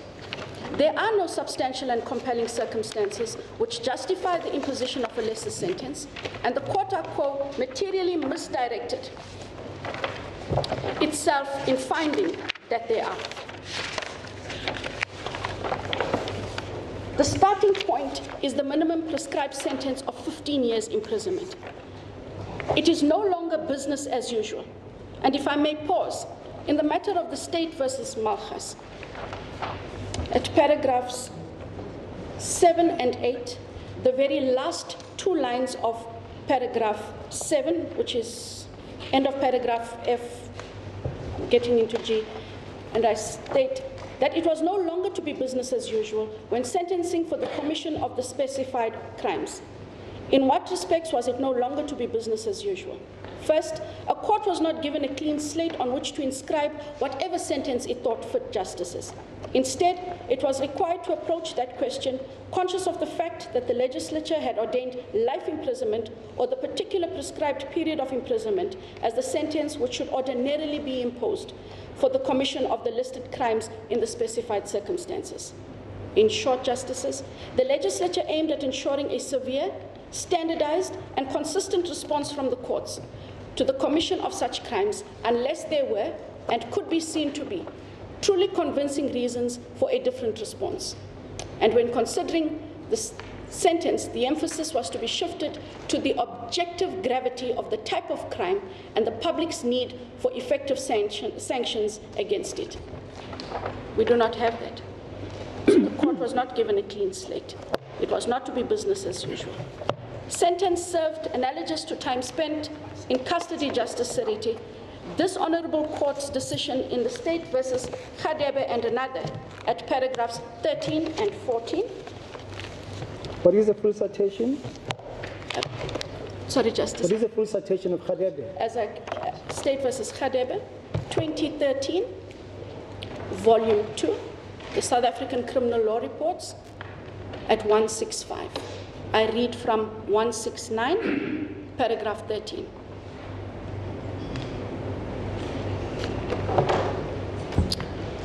And this court had held that a mechanical formula to determine the extent to which the proposed sentence should be reduced by reason of the period of detention prior to conviction is unhelpful. The circumstances of an individual accused must be assessed in each case in determining the extent to which the sentence proposed should be reduced. Paragraph 14 on page 170 of the judgment, a better approach in my view is that the period in detention pre-sentencing is but one of the factors that should be taken into account in determining whether the effective period of imprisonment to be imposed is justified, whether it is proportionate to the crime. Doesn't that suggest that what the court should have done was, let me look at the circumstances. Do I find substantial compelling circumstances to permit me to deviate from the 15-year period? Assuming the court says no. Then the court go further and say, but this man served 3 years imprisonment. What do I do with it? Is he getting credit for it? Would that be a proper approach in this matter? The court could have given him credit. Okay. But only if the court made the relevant finding. But the court should have started by saying, this is an offense that calls for a minimum of not less than 15. As the court pleases. I have not found substantial and compelling to change. However, the reality is he's already spent 3 years. He will have credit for that. So it's 15 years, take account 3 years, whatever it is, and then we get the exact sentence. I follow the argument, but it doesn't necessarily go to 15, let's take away 3. He was incarcerated for 12 months. No, whatever it was, can we ignore whatever time that he spent? But in the absence of noting, then taking these as, and I think that is the challenge. The challenge is when you do not note what substantial and compelling are, but in the judgment, you would want us to perceive that his personal circumstances, his feelings of vulnerability and anxiety, as well as the time spent. You're answering a different question. I assume that we've gone through that. Yes. We have found that they're not substantial enough to deviate from 15. You say you should have 15 years. But however, we are aware that you already spent 12 months. How do we do with 12 months? You got a 15, less 12 months, this is a sentence you are going to say. As the court pleases. We have confirmed the principle of no deviation without weighty considerations from the minimum sentence. As the court pleases. Johnson, isn't another way to deal with that issue? That part of a sentence that is already served in jail by predating the judgment or the sentence. In other words, antedated the judgment to the date on which the first sentence was imposed. Will that not deal with all those problems? If we come to the conclusion that there are no substantial and compelling circumstances. But only if. You see, for me, it's a matter of, it's only, she did not find them to be substantial and compelling. Just listen to the question, just listen to the proposition. If we do find that there are no substantial and compelling circumstances, then we're back to 51(2). Yes. In that case, in order to deal with the problems of the period that is served prior to the sentencing, will it not be easy to deal with that issue by antedating the sentence that we are going to give?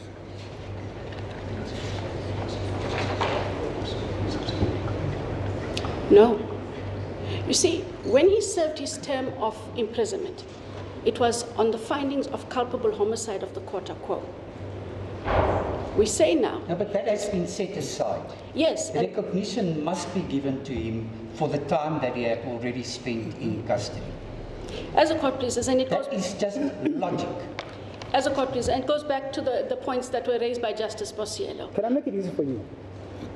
Isn't the best solution to say, well, I acknowledge that you can't ignore the period that is served in jail. But I leave that to the court, how the mechanism, how it's for you to decide. As a court pleases.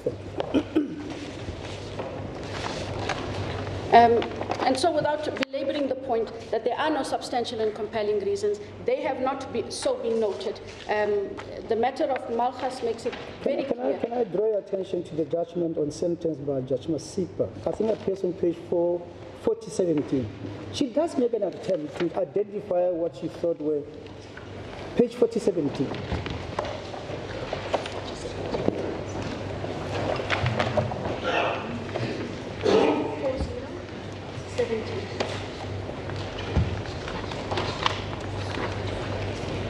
As a court pleases, I am there. Page 4017. 4017, I am there, Justice Bosiello. The heading is mitigating factors. The mitigating factors are the following.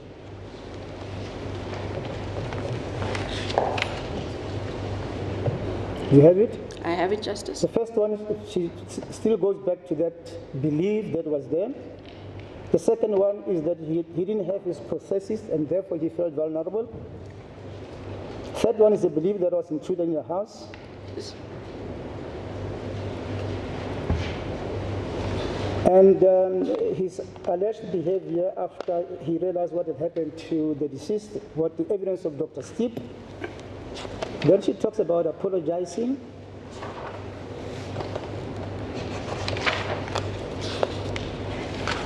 And that's about it.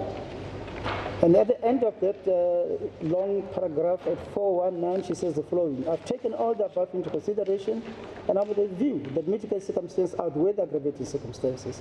I find that there are substantial and compelling circumstances that justify deviation from imposition of the prescribed sentence of 15 years. I will ask the question in the following manner: assuming we find that these are the factors before, do they qualify in terms of the long list of cases from various courts, and this court in particular? Can they be elevated to a point where we can say they are weight enough to have justified a departure from the sentence that is ordained, using the language of Malchus, from 15 years to 6 years? With all due respect, Justice Bosiello, no, it does not.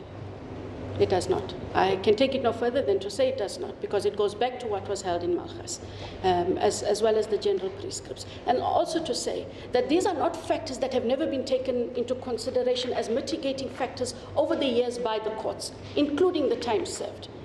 So there is no substance to elevate any of those on pages 4017 till 4019 and say, these are mitigating. I find that there are substantial and compelling factors. In other words, what the judge has enumerated as mitigating factors, these are ordinary mitigating factors. As the court pleases. And in terms of Malchus, when you consider sentence, the traditional factors must also be taken into account. But it doesn't necessarily mean that those traditional factors are substantial and compelling circumstances. It is so, Justice Seriti, because on any given day, in any given court, from the court of quo, whether they're regional or district or high courts, those are the factors that are enunciated by the respective accused and or respondents in lieu of sentence. And that is what the courts do on a daily basis. So the court of quo did not give us more other than what already was and should have been taken into account. But that doesn't mean that they can't be considered. I mean, Malha says that, saying traditional personal circumstances take into account. The test is whether they're weight enough, either individually or cumulatively. As the court pleases, and I agree, there was no substance and weight to be attached in order to elevate them. And that is where we say, justices, that she misdirected herself. We also then say, in terms of the misdirections, I have dealt with the issue of remorse. If I could deal with a material misdirection in terms of her failure to grade the degree of foreseeability and furnish just a rather simple argument. I am not taking this court to your dolus eventualis should have been dolus directus. That is not where the appellant is going. I don't want to enter into that. Exactly. This court has finally decided that. That is it. And this is the argument I then propose in terms of, and submit in terms of the weight to be attached to that form of intention in grading that degree of foreseeability. We say... I'll tell you what my concern is. I'm sorry to interrupt you. As a court, please. We have dealt with the circumstances that Judge Masita enumerated. Now, as against that, on the same page, she deals with aggravating circumstances. As a court, please. But insofar as I'm concerned with the following. We now know what happened. Having read the record, I'm still at a loss as to whether the respondent gave a reason why he shot. There are so many explanations. But it goes to the nature of the offense and the gravity of the offense. And I ask myself, I'm interested to know, why did he shoot 4 times? Not once, not twice, not thrice, but 4 times. And this is a literal record. When you put them on the scale, what did they do on the scale? And that is where and that is the point I intend to make in this aspect, is it wasn't just the 4 shots, it wasn't just the heavy caliber or high caliber firearm with lethal ammunition. It was not knowing what threat, if any, he was faced with. He not only fired 4 shots, he not only did not offer a reasonable explanation for the reasons for his firing those shots. What he also does is, he is lucid enough to tell the court of quo why he didn't fire a warning shot. And that he didn't fire a warning shot because he was afraid that it would ricochet. So there's all of these anomalies. And what it does say is, there's no reasonable explanation. But even if he thought in his mind that there was this intruder, there was no threat. He cannot tell the court then that even if I honestly, truly believe there was an intruder, this is the threat I faced. And so, Justice Bosielo, I am justified by firing not 1, but 4 shots. He could not tell the court because he did not know what the danger was, and he fired. And so it is that... This is not an ordinary firearm. No, it is a high... evidence what it does.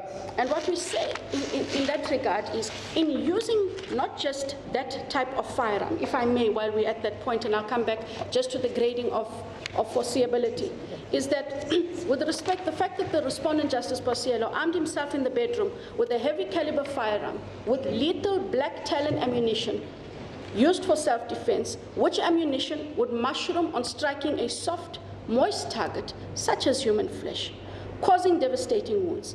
He then proceeded to the bathroom, ready to shoot whoever was in the bathroom. And on realizing that someone was in the toilet, fired 4 shots through the door at the person. That in itself, Justices, negates the finding or suggestion that vulnerability and anxiety played a mitigating role in the commission of the crime. But the point is about the type of firearm. And let us not forget, this is an individual trained in the use of firearms. Well, everybody who's got a firearm must be trained. You've got to go undergo training. You don't get a license without having a certificate that you are trained. But the type of firearm and the type of ammunition says, I have an appreciation for.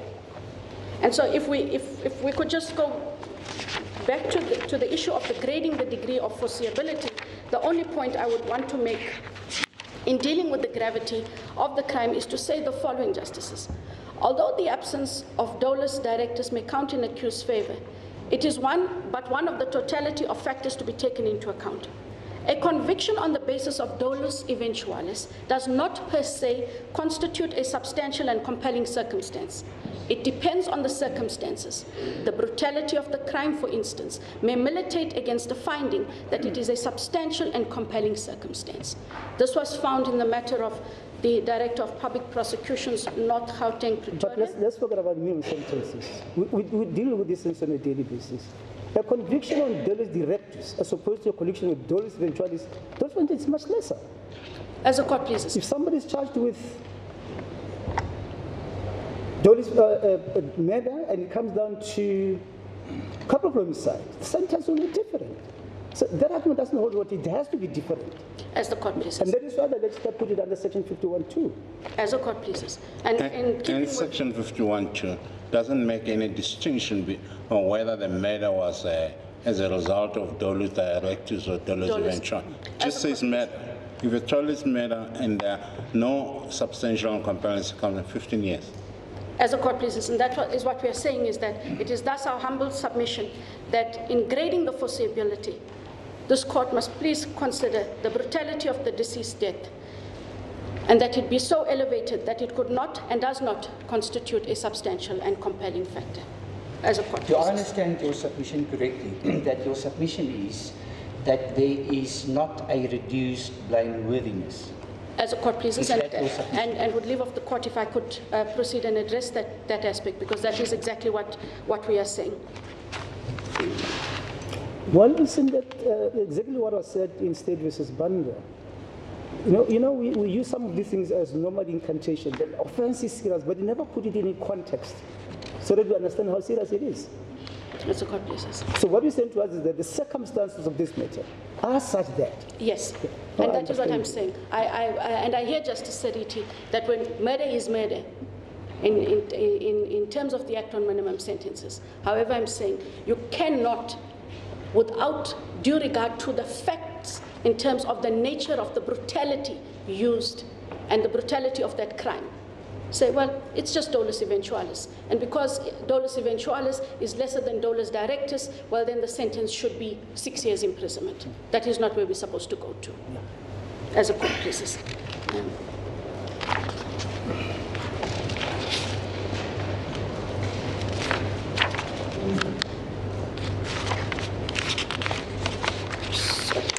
Justices, I just need to find my place.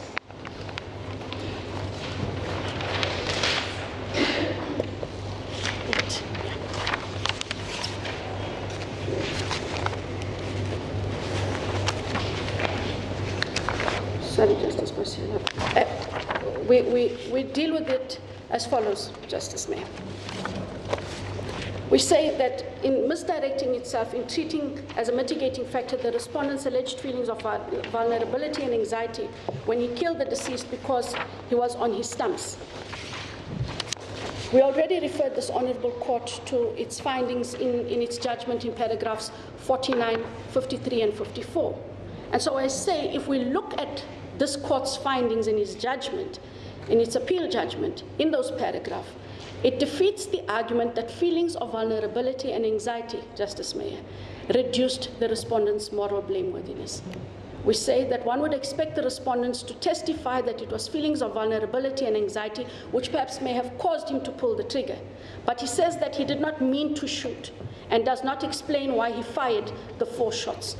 So we say, in keeping with this Court's judgment, and if the court are quo, bore in mind the findings in paragraphs 49, 53, and 54 of this Honourable Court's judgment, there was no way that the court could have arrived at the conclusion that he had a reduced moral blameworthiness based solely on his vulnerability and his anxiety. Well, there's no appeal against those factual findings. And even if there was, in terms of reckless grumar, you wouldn't interfere with them. These are factual findings. It is so.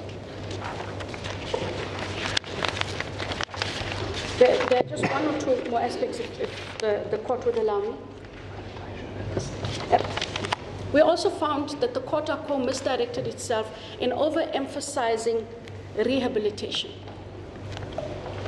in comparison to considering the effects of deterrence and or retribution. And I think the court of code, perhaps in misdirecting itself, and perhaps in the misdirection with regards to elevating... If I recall correctly, you cited State versus Swart, which says in matters like this nature, retribution gets to come to the fore. As the court pleases. That is so. And so we say that the court erred in law, that it was a material misdirection in finding that the accused respondent is a good candidate for rehabilitation, and that other purposes of punishment, although important, ought not to play a dominant role in the sentencing process. And this honorable court held in its judgment at paragraphs 58, referred to the matter of the State versus Vilakazi.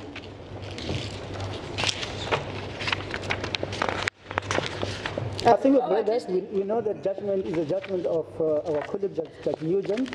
As the court pleases, and if I could then only just make this point that in cases, not at the court, in the judgment itself, of Vilakazi, the honorable court held that in cases of serious crime, the personal circumstances of the offender by themselves will necessarily recede into the background.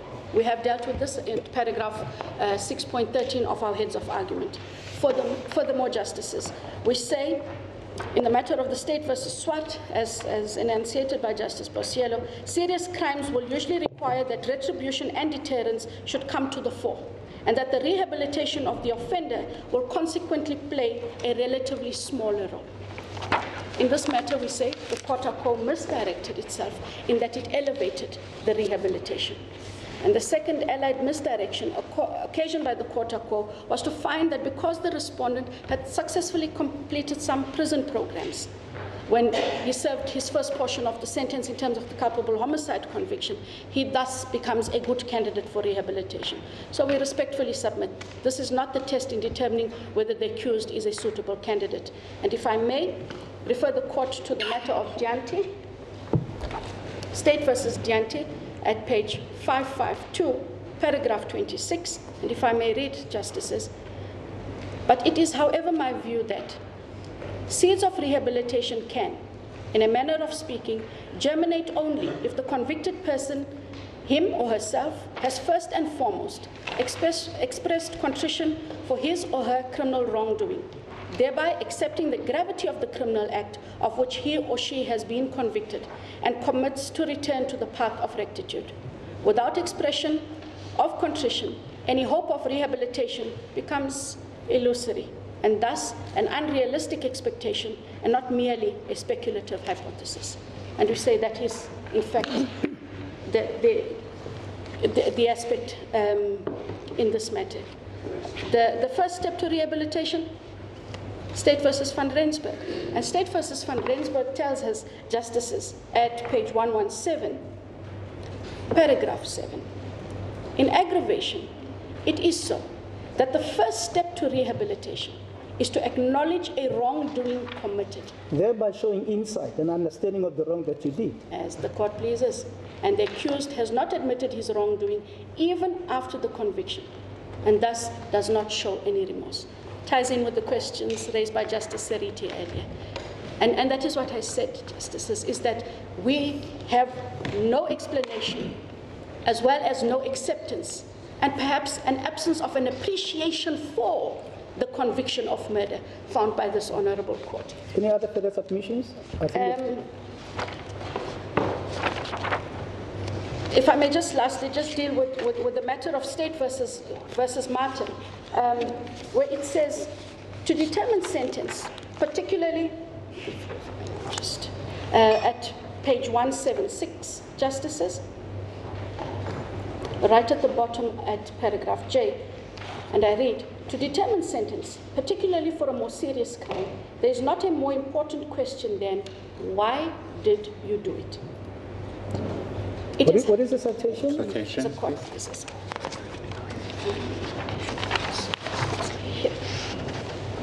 State versus Martin, 1996, volume 1 of the South African Criminal Law Reports, 172. And I read, Justices. Is it the judgment of this court? Of Fleming DJP in the Witwatersrand local division. As the court pleases. And I'm at page 176, right at the bottom of the page, from paragraph J, and it will go over on to page 177, and if I may, with leave of the court, to determine sentence particularly for a more serious crime, there is not a more important question than, why did you do it? It is hardly excusable to ask an accused how many children he has and to omit the crucial, why did you do it? Only in an exceptional case will the answer to that question not be dominant in getting to understand the influences on the accused and generally to discover the true degree of moral reprehensibility. With no known answer to that question, the accused is at risk of appearing to have acted without reason and to deserve the harshness which accompanies wanton criminality, which is executed without anything which reduces moral reprehensibility. An accused assumes some risk by failing to testify, in that there is then often a preclusion of opportunity to give an answer to that crucial question. Counsel's speculation without factual basis is thus not equivalent. So the nub of your argument is, in the light of the circumstance of this matter, where the court struggled to find out exactly what plausible reason could have led the respondent to shoot as he shot, you must find that he shot without reason. Because it's offered no possible reason. Yes. Thank you. And the absence of that reason also goes back then to the heart of remorse. If I could then, to tie up, is to say that, and these are our general submissions, Justices, it is the applicant's respectful submission that the sentence in Kasu is so shockingly or disturbingly light that no reasonable court could have imposed it.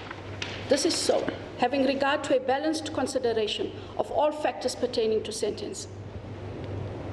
The case, with respect, involves the brutal murder of an innocent, defenseless woman who had nowhere to hide when the shots were fired. The deceased still had a whole life ahead of her, but that was denied her by the accused in a horrific way. What perhaps makes the crime more apprehensible is that the killing of the deceased was senseless and or gratuitous. No acceptable reason has been advanced by the respondent on why he killed the deceased.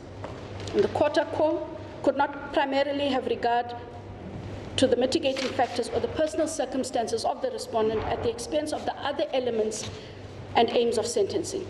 Such indeed has produced a warped sentence in the present matter. The Honourable Court in the matter of the State versus Lister, 1993, Lister, Justices, 1993, Volume 2 of the South African Criminal Law Reports, 228, it is an appellate court decision. And at page 232, paragraph end of G, beginning of H, Justices. The approach of a sentencing officer. So, 228, and I read at 232. As the court pleases, paragraph, the end of paragraph G, Justice Sariti, starting of H, and I read. The approach of a sentencing officer is not the same as that of a psychiatrist. The sentencing officer takes account of all the recognized aims of sentencing, including retribution. The psychiatrist is concerned with diagnosis and rehabilitation. To focus on the well-being of the accused at the expense of the other aims of sentencing, such as the interests of the community, is to distort the process and to produce, in all likelihood, a warped sentence. And that is our submission, that is what we have. Can I recommend to you, as against that was going to state as a SIEBERT, S-I-E-B-E-R-T. It talks about approach to sentencing by an enlightened court. State versus SIEBERT, S-I-B-E-R-T. I think it's a 1988 volume, I'm not too sure. It's an interesting judgment to read. As a court pleases. It proposed a new approach to sentencing. As a court pleases. And part of the last portions then of our submissions is the Honourable Court also in the matter of the State versus Hewitt at paragraph 11 said, scrupulous care must be taken not to overemphasize the appellant's personal circumstances without balancing those considerations properly against the very serious nature of the crimes committed, the aggravating circumstances and the consequences for the victims and the interests of society. And if I may then, as a last matter, refer this court to the Director of Public Prosecutions, North Gauteng,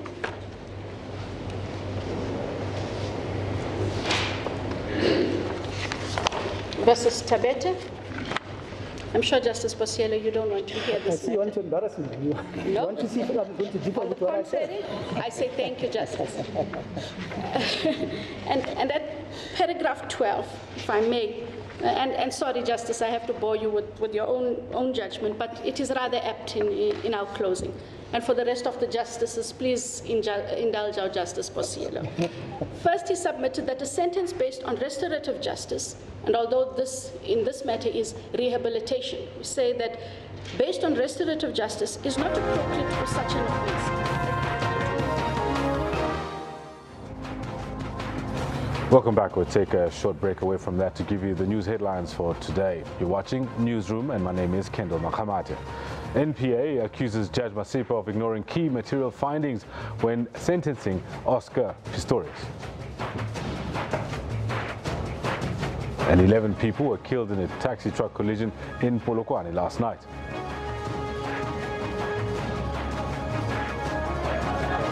And SABC staff affiliated to Bemao continue with their strike despite threats by the public broadcaster to issue them with a disciplinary action. And of course, we also have sports that we've got lined up for you. This is what we've got planned for you in the Sports Bulletin.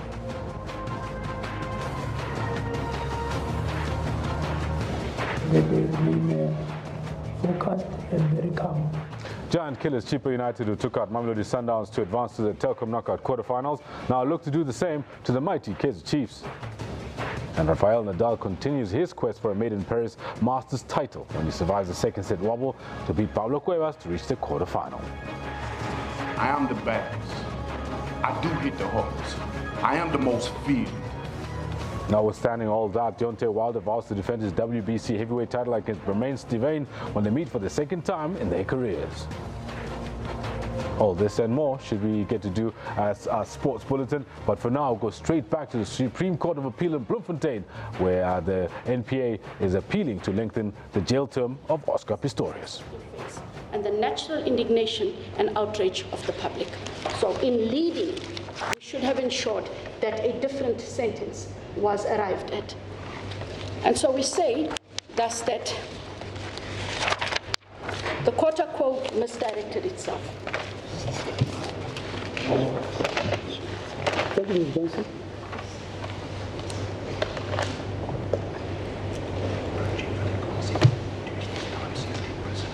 Thank you very much, Ms. Johnson. As the court pleases, if there's nothing else, I thank you, Justices.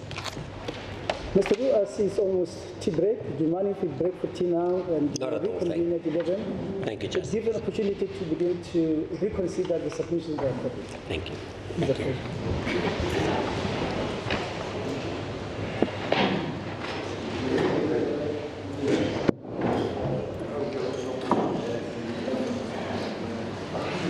That's the Supreme Court of Appeal in Bloemfontein taking a break, and we'll be taking that break too. So we'll be coming back with more, and of course, re-looking at the story, the Supreme Court of Appeal in Bloemfontein hearing the case of Oscar Pistorius, and of course, Reva Steenkamp's family is also there.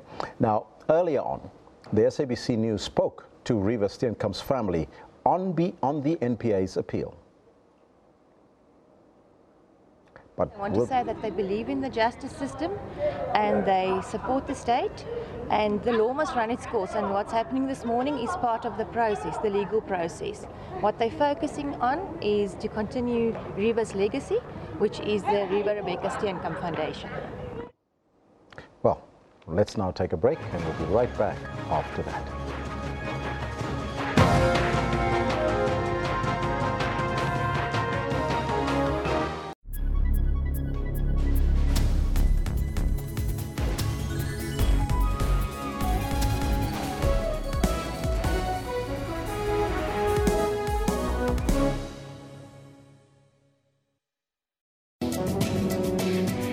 Thandi, what did you make of the social media reaction to the news of the death of Makaka? People are trying to grapple with the reasons why this is happening. I don't think that's being explained nearly enough. Professor? KZN has got a history of this factionalism.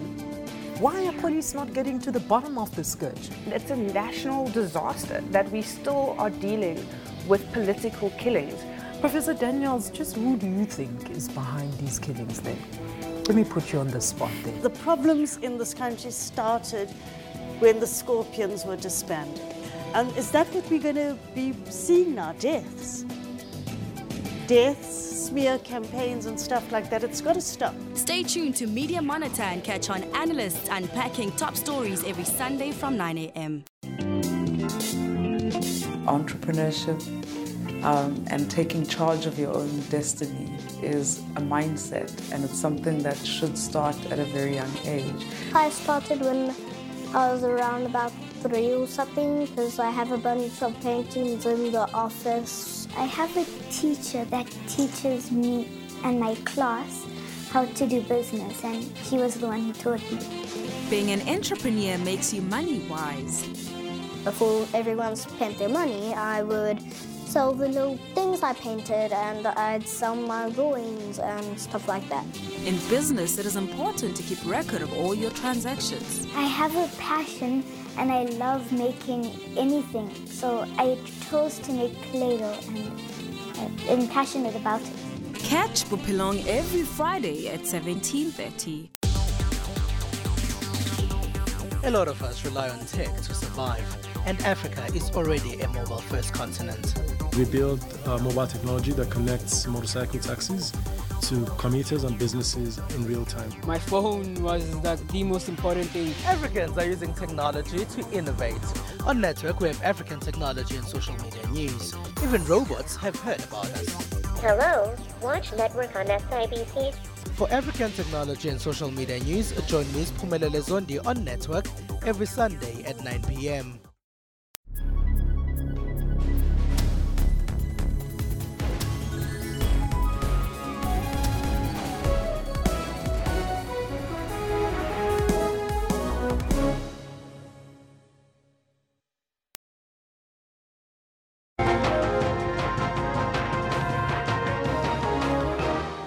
Welcome back to the newsroom, Jumbo Africa. Now, you know that we're focusing on Oscar Pistorius. He is in the Supreme Court of Appeal in Bloemfontein, and they're looking at lengthening his sentence. And that's why we're asking you this question. What do you make of the NPA appealing Oscar Pistorius' 6-year jail term? Now, you are tweeting us on this question, so let's take a look at what you're telling us. Nazim Grootboom says, the NPA is wasting time with this case. Why not focus on bigger cases like corruption, says Nazim. Mzwandile says, it will not be fair to the NPA to add from a sentence that Pistorius is already serving under what they are arguing that I believe was considered before.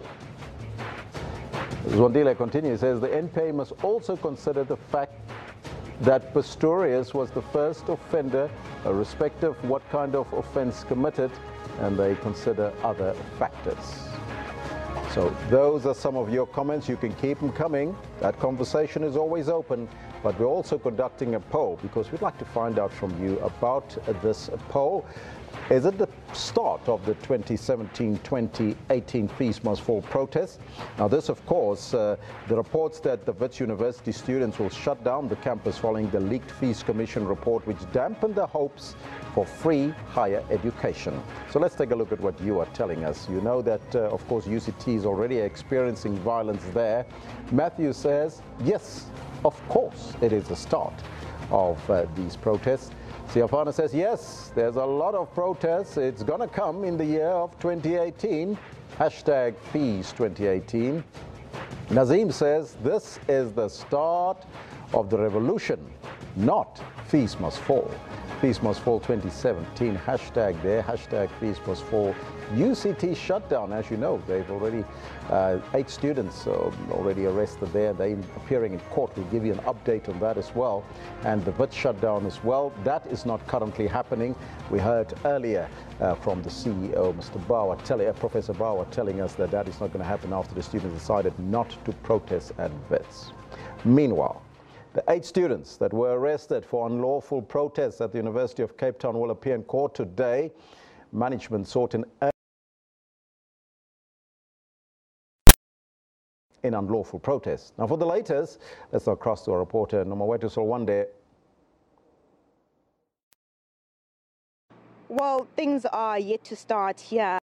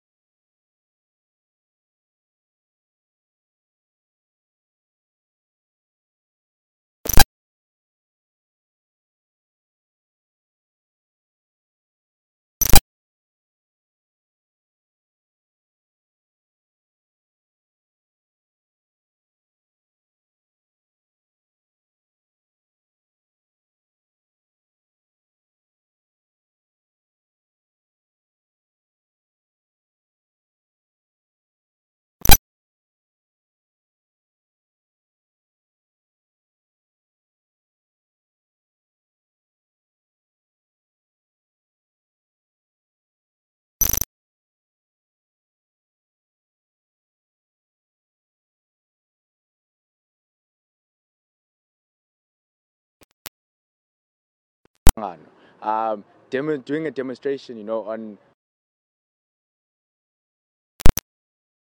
got all her clothes off, just demonstrate these like UCT.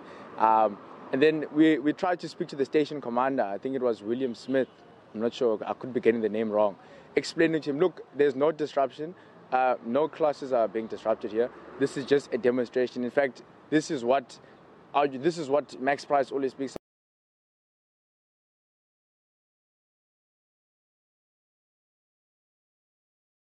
about 10 minutes. They don't even finish the 10 minutes, by the way. About 8 minutes, 2 minutes left, they start.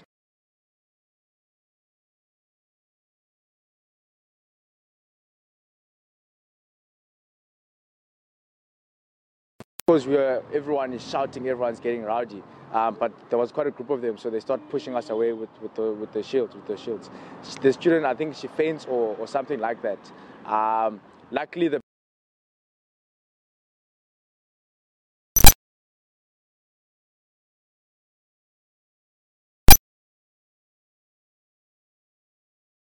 thing that comes is a hippo.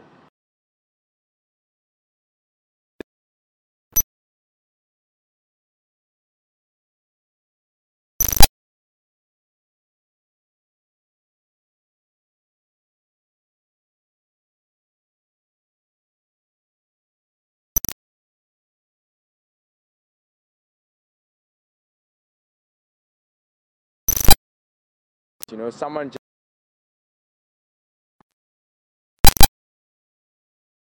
of the police should be making sure that the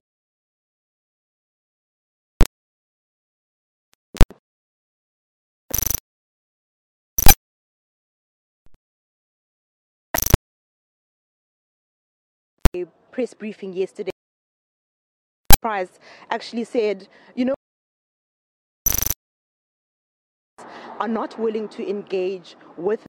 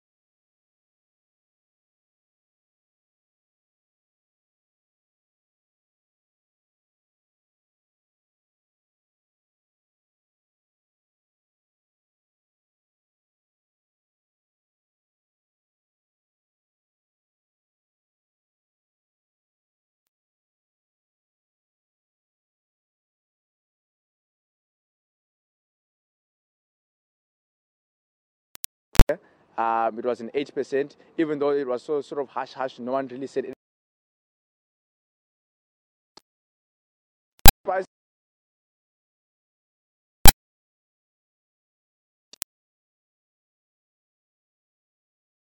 To that, he says he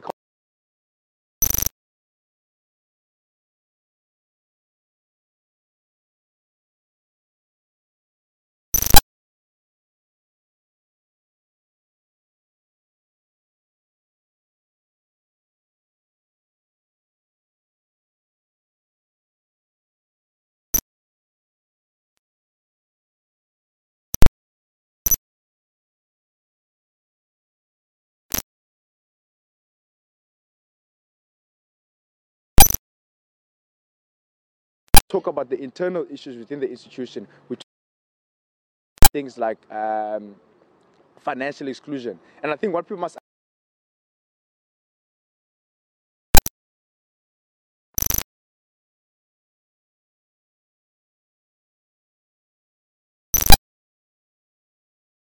the fees. Now, just before we wrap it up,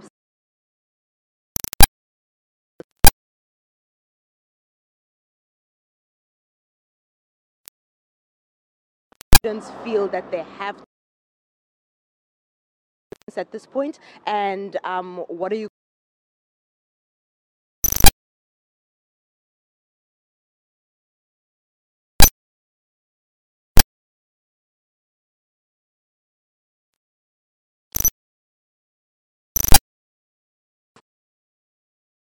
they view protests. But those in economics will maybe do it through the free education planning group. So many people around campus are trying to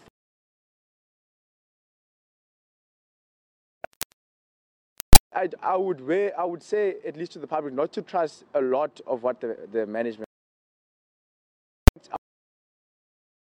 But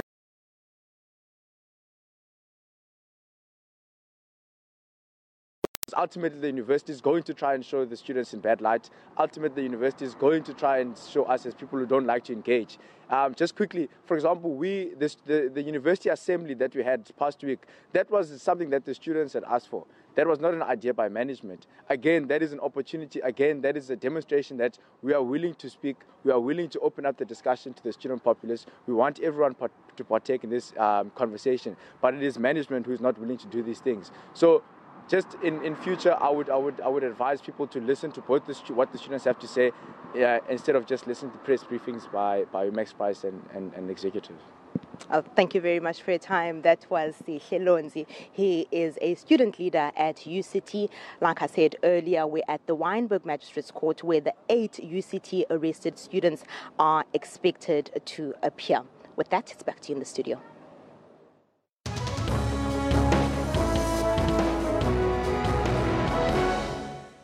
From the court in Cape Town to the court here in Johannesburg. Johannesburg estate agent Vicky Momberg has been found guilty of 4 counts of criminal injury on all the charges against her by the Randburg Magistrate Court. Now, Momberg was captured on a video, as you can recall, shouting racial slurs at a black police officer. That's your breaking news this hour. Come back to the SABC now. The strike by SABC staff affiliated to trade union Bamau is set to be intensified today. The staff affiliated to Bamau are on strike, but the trade union CWU has withdrawn its notice to strike over a wage dispute. Now, this is despite an ultimatum that the SABC management has issued for striking staff to return to work or face disciplinary action. The SABC says the strike is unprotected, as Bamau did not follow due processes. Workers are demanding a 10% salary increase, while the SABC maintains that it cannot afford it because of its current budgetary constraints. Well, it seems like the court is back in action in Bloemfontein at the Supreme Court of Appeal with the Oscar Pistorius case. Let's go there live. And in that matter, there were 3 points found to be compelling and substantial, put us in inverted commas. And that was his relative youthfulness, he was 27. It was that he pleaded guilty. And that his legal representative during the proceedings to him tendered an apology. And of course, the Supreme Court of Appeal did not accept that and said that can never be compelling and substantial. So the submission I'm making, Justice Boshelu, that it is extremely dangerous to balance 2 cases, especially when they're so different. Can I interrupt you? I think the flaw in the argument is to isolate remorse on its own without look at it in combination with other facts. That's not what the law says. You don't look at the fact and look at the fact. You take all of them together and ask yourself, do they amount to substantial and compelling? Absolutely. But and of course, cases will never be the same because cases differ on the peculiar facts. But in this case, it goes a step further. The criticism, and I'm responding, Justice Basiero, to this remorse and regret argument. And the criticism was that why did you do it and why did you not take the court in confidence? Can I start with the starting point here?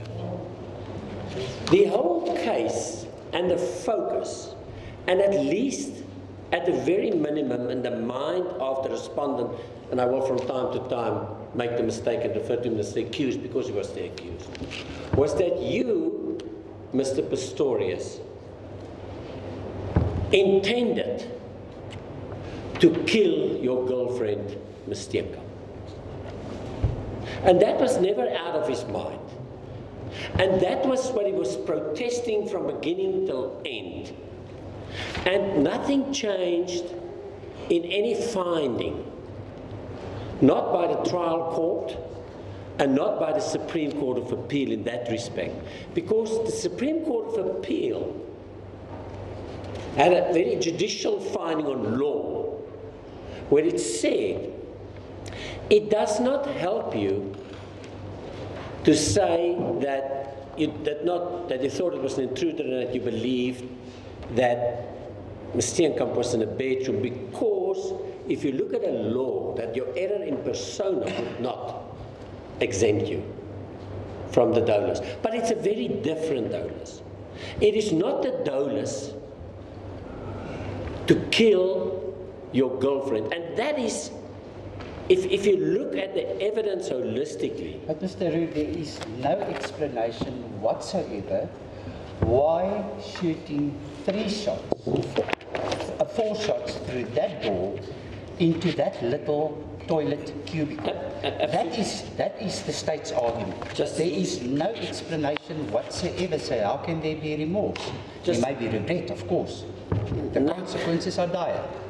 Justice Mayor, with respect, I don't think that we can isolate the facts. And if I may just respond to it fully. And I will refer you, for instance, to one page, and there are many, and I annex the annexure of his evidence to theirs. But for example, 853, page 853 of the record, that is volume.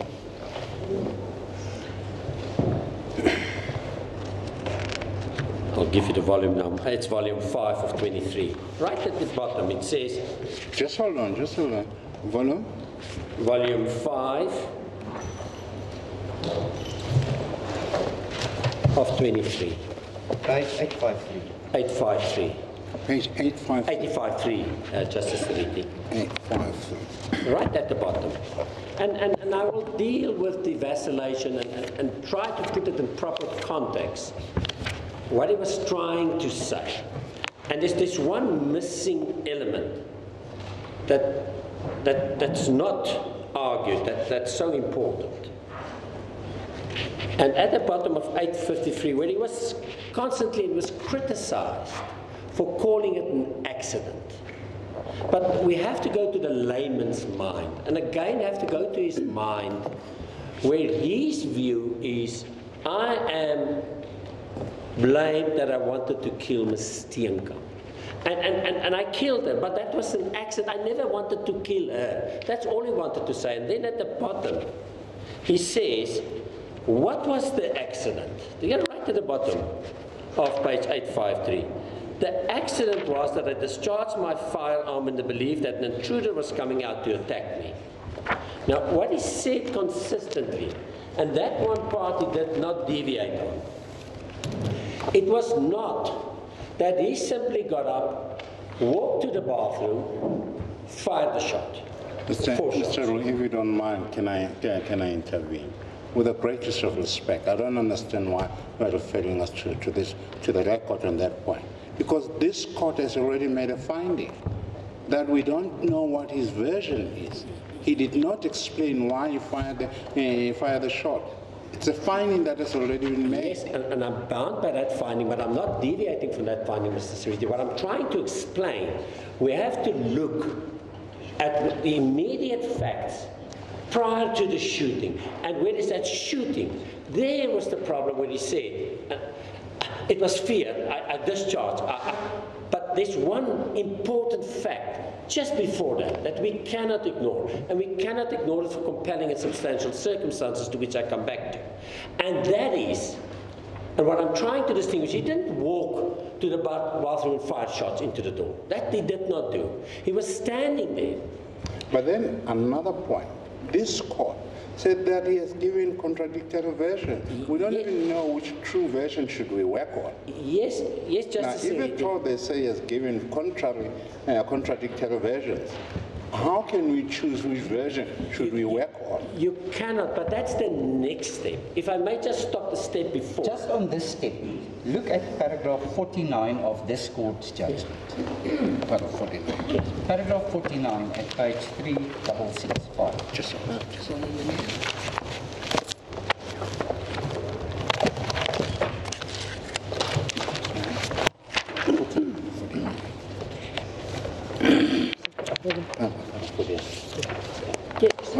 That's the judgment. Where this court says, on his own version, when he thought there was an intruder in the toilet, the accused, arming himself with a heavy caliber firearm loaded with ammunition specifically designed for self-defense, screamed at the intruder to get out of his house and proceeded forward to the bathroom in order to confront whoever might be there. Yes. He is a person well trained in the use of firearms and was holding his weapon at the ready in order to shoot. He paused at the entrance to the bathroom, and when he became aware that there was a person in the toilet cubicle, he fired 4 shots through the door, and he never offered an acceptable explanation for having done so. And that is precisely what I'm putting to you. Yes, but why did he do that? We do not have an explanation for that. Justice Meyer, forget about the deceased. Can I deal with this one point? Yes. And later we know what the evidence is, and that's that part. And when he became aware that it was a person in a toilet cubicle, that's one part that we cannot forget. What does that mean? And the evidence is clear. That evidence was never contradictory. That answer to that part. How did you become aware? He said, I heard a noise and I interpreted that noise of a person coming out. Up to there, it's absolutely consistent. It's his version from beginning. So it's not inconsistent with the judgment. I'm just explaining in that paragraph of this court's judgment, what does it mean when he became aware? He became aware when he interpreted that noise. That's what made him aware. Of a person coming out. Now, that is where the vacillation came in, when he said, I shot, no, I was fearful, I didn't mean to shot, I got such a fright. There was a vacillation. But up to there, it was not just walking and firing a shot. It was walking, standing there, first shouted for the person to get out. And when he heard that noise, that triggered the reaction. And he fired a shot because he interpreted it to be a person coming out. That's what it meant. The difficulty with his version was, now tell me, did you shoot him because you believe he was going to attack you? And there, he vacillated. It was, I was fearful. But I didn't mean. Critical, Mr. It is critical on one point, but at sentence, Justice Meyer, we cannot just take a line and say, now that this man, because on his fear and his, I didn't mean to pull the trigger, on that he vacillated. We cannot think what happened before away. We cannot think away that this man went to the toilet, shouted for a person to get out, not to go and shoot him. He wanted him to get out. He shouted, get out of the house. You couldn't get out through that window. If you're in that bathroom, you can't get out through that window. It's a little fan light. No, it's a side window. No, that's the big bathroom, but in the lavatory. No, not in the lavatory, but in the... So how was he going to get out of the lavatory? No, it was not at that time when he shouted. He did not know that the person was in the toilet. He knew that the person was in the bathroom. And that's a big window. That's a big window? Yes, that's a big window. Then you could climb down the... Yes, of course, and that's what he was shouting, get out. Why didn't he say, get out or I'll shoot you? No. He says, get out of the house. He never says, I'll shoot you. No, of course not. Why doesn't he say that? Isn't that a warning? Isn't that a natural warning to an intruder if you're now not going to shoot? Yes, if you look back with hindsight and perfect sight and vision. But, Justice Lamont, if I may say, we can't think away certain factors that I will come to. What burglar would slam the door, Mr. Rue? What burglar would come in and go into the bathroom and into the lavatory and slam the door? Maybe when you heard the noise? No, but he went in there and slammed the door. It's maybe to hide. I don't know. But what burglar would do that? Some burglars will come and kill you, some will try and hide, some will run away. He's putting himself into prison if he goes into that room. Any burglar who goes in that room who was outside will know that you can't escape through that window. I can tell you that many cases... And he slams the door, drawing attention to the fact that he's gone in there. Because he's in a hurry, he's been detected. In the mind of the accused, he's been detected. Someone is now aware in this house is coming. That would be in the mind of the respondent. I've had many cases where the burglar did not escape when he could, when he was hiding behind something or simply lying down. But you get many different... Slam the door, Mr. Roo. Let's just go back to that issue. Did he? Slam the door issue. Yes. If slam the door. In his mind, we have to look at it through the eyes of the accused. But we have to test what he says. We have to test what he says against an objective fact. But that's a factual finding, and if it's rejected now on a sentence... It wasn't rejected. No, it was not rejected. Correct. So that's a factual finding that what he had was the slamming of the door. Yes. And that he interpreted to be that someone in the bathroom. And his mind was an intruder. That was his mindset. But I submit that we have to take it back one step and to see who is going to the bathroom. Because my reading is, and I don't believe that's wrong, of the Malgas decision and the Velakasi's decision, is not that you have this magic grounds for compelling and substantial circumstances. It is wide, and it leaves it to a discretion on the court. And what in fact says, if I may refer to the trial court's judgment with reference to Velakasi and to Malgas, it says, and she quotes that, it says, you take every factor into an account, not just what is more special. You look at everything, and there is residual discretion to decline to pass the sentence was given to the courts in order in recognition of the easily foreseeable injustices which could result from obliging them to pass the sentence. And in Velakasi it says, it consists of all factors relevant to the nature of and seriousness of the criminal act itself, as well as all the relevant personal and other circumstances. And it goes on, it says, the more a court feels uneasy about an imposition of a prescribed sentence, the greater its anxiety will be that it may be perpetrating an injustice, and that once that uneasiness becomes a conviction, then an injustice will be done. And that is what the trial court did. The trial court said, let's look at this case. And the trial court was absolutely aware of the finding and the relevance of substantial and compelling circumstances. It is not that she was unaware of that. She then goes and she analyzes. And she says, and it's a holistic approach to a judgment. But Mr. Roo, let's just stick to the point that you were arguing. And we were dealing with the question of regret and remorse. Yes. And the principle laid down in Matiti is that in order for there to be sincere remorse, there must be an acceptable explanation. Well, that is the principle. And in this case, we do not have an acceptable explanation. With respect, in the sentence context, I think we have with respect. And may I deal with the remorse element? Because it's not one single factor. It's composite. What does the accused explain? What did he explain? He explained that it's something that precipitated the shooting. But Mr. Roo, I don't understand that point. This court clearly said that we don't know why he shot. And in the light of that, when the matter goes back for sentencing at a high court, the accused decided not to testify, despite the finding of this court. Justice Sariti, what? That finding and the way we read it followed when he fired the actual shots. It is not what precipitated the shots. Up to there. No, but that is the point. Why shooting 4 times into a small toilet cubicle where there is no way out? Justice Mayer, why imposing the death sentence to who he believed was an intruder? Can I ask a question in another way? I'm sorry. We now know that the respondent gave different versions, yes, with which the court was not happy. Now, when you look at the judgment, paragraph 17, have a look at it. Is it the trial court's judgment? There's SCA judgment. Just hold on. Paragraph? 17. 17. 17. 17. Is that page 3649? In what? Volume 21 or 23. Can I read it aloud? Yes. With ample justification, the court found that the accused had been a very poor witness. His version varied substantially. At the outset, he stated that he had fired 4 shots.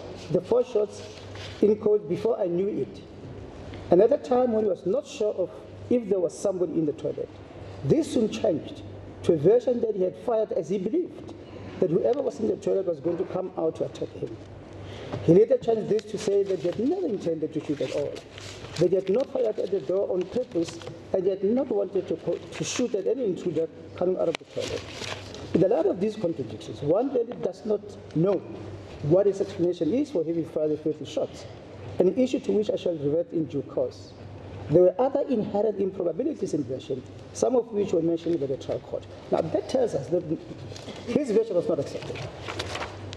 Now, why should you have recourse to that again? Because another court rejected his version. Whichever version you put across, the court rejected it. Yes. All I'm submitting, Justice Sariti, is this, that I'm bound by that action of shooting. There was a vacillation. I'm dealing with the facts immediately before it because you can't think that away. And that's what I wanted to deal with in the context of the remorse.